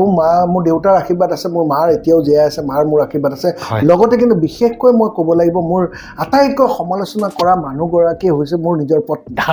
দিলীপ বৰাক যদি খুব বেয়াকৈ সমালোচনা কৰে তেওঁৱে হৈছে মোৰ পত্নী সংগীতা বৰুৱা বৰা গতিকে তেওঁ মানে গোটেই মোৰ ঋণাত্মক দিশবোৰ মোৰ সন্মুখত চালি জাৰি ক'বলৈ তেওঁ কুণ্ঠাবোধ নকৰে আৰু সেই কথাটোৰ পৰা মই নিজে পিছত কিছু ধনাত্মক সিদ্ধান্ত লোৱাৰ ক্ষেত্ৰত কিন্তু যথেষ্ট মই অৰিহণা পাওঁ এই ক্ষেত্ৰত মই কিন্তু ধন্যবাদ জনাব লাগিব মোৰ পত্নী সংগীতা বৰুৱা বৰাক আৰু তেওঁ কিন্তু স্কুলখনৰ ক্ষেত্ৰত মোৰ লগত সমানে কষ্ট কৰি গৈ আছে আৰু চেষ্টা কৰি গৈ আছে আৰু তেওঁ স্কুলৰ গান হওক আজি স্কুলখন ধুনীয়াকৈ সজাই পৰাই তোলাৰ ক্ষেত্ৰত কিন্তু মোতকৈ মোৰ পত্নী সংগীতা বৰুৱা বৰাৰ অৰিহণা বহুত বেছি আছে খুব ভাল লাগিল ছাৰ আৰু এটা কথা মই বুজিব পাৰিলোঁ যে ঋণাত্মক সমালোচনাক কেতিয়াও ভয় কৰিব নালাগে দৰ্শক ৰাইজ আজি ছাৰেই ক'লে যে ঋণাত্মক সমালোচনাসমূহ কৰিছে কাৰণে তেখেতে নিজকে পিউৰিফাই কৰিব পাৰিছে ছাৰ আৰু নিজকে পিউৰিফাই কৰি পেলাই বৰ্তমান আমাৰ এই শিক্ষা প্ৰতিষ্ঠানটোৰ নগাঁও জিলাৰ আটাইতকৈ আকৰ্ষণীয় কেন্দ্ৰবিন্দু হিচাপে যিটো শিক্ষা অনুষ্ঠান গোটেই অসম তথা নৰ্থ ইষ্টত হৈ আছে সেই শিক্ষা অনুষ্ঠানটোৰ তেখেত মুৰব্বী হিচাপে নিজৰ কৰ্ম সম্পাদন কৰি আছে গতিকে ছাৰ বহুত ভাল লাগিল আজি আপোনাৰ লগত কথাসমূহ পাতি আৰু আমাৰ দৰ্শক ৰাইজেও নিশ্চয় আজি এটা নতুন তথ্যমূলক এটা খণ্ড পাব বুলি আশা কৰিছোঁ আৰু ছাৰ যিহেতু সময় এটা সীমা থাকে গতিকে আজিৰ বাবে আপোনাৰ পৰা দৰ্শক ৰাইজ আপোনাৰ খবৰ পৰা বিদায় লৈছোঁ নমস্কাৰ ছাৰ নমস্কাৰ জ্ঞান বাৰ্তা অনুষ্ঠানটোৰ লগত সংগতি ৰাখি সুমন দাসে আজি মোৰ লগত আলোচনাত মিলিত হ'ল কথা বতৰা পাতি মোৰ খুব ভাল লাগিল সুমন দাসে খুব সূক্ষ্মভাৱে কথাবোৰ অনুভৱ কৰি আজি মোৰ লগত আলোচনাত মিলিত হ'ল আৰু আমি কথা পাতিলোঁ বহুত সুমন দাসৰ এই যি অনুষ্ঠান জ্ঞান বাৰ্তা সদায় সমাজৰ বাবে কাম কৰি যাওক আৰু এই সমাজৰ এক সম্পদ বুলি মই অনুভৱ কৰিছোঁ আৰু চেষ্টা চলাই যাওক এইসকল ব্যক্তিৰো যে এই কথাবোৰ প্ৰচাৰ আৰু প্ৰসাৰ কৰাৰ ক্ষেত্ৰত দায়িত্ব আছে সমাজখনক সুসংগঠিতভাৱে আগবঢ়াই নিয়াৰ ক্ষেত্ৰত কিন্তু মই আশা কৰিছোঁ সুমন দাসে এক নিৰ্দিষ্ট ভূমিকাৰ অৱতীৰ্ণ হ'ব বহুত বহুত ধন্যবাদ আপোনালোকৰ আশীৰ্বাদ থাকিলে নিশ্চয় আমি কৰ্মোদ্যমী তথা অনুপ্ৰেৰণামূলকভাৱে আগবাঢ়ি যোৱাত এটা যিটো মূল মন্ত্ৰ হিচাপে আপোনালোকক সহায় কৰিছে সেই আপোনাৰ এই কথাসমূহে মোক নিজৰ মূল মন্ত্ৰ হিচাপে কাম দিব বহুত বহুত ধন্যবাদ ছাৰ ধন্যবাদ থেংক ইউ ছাৰ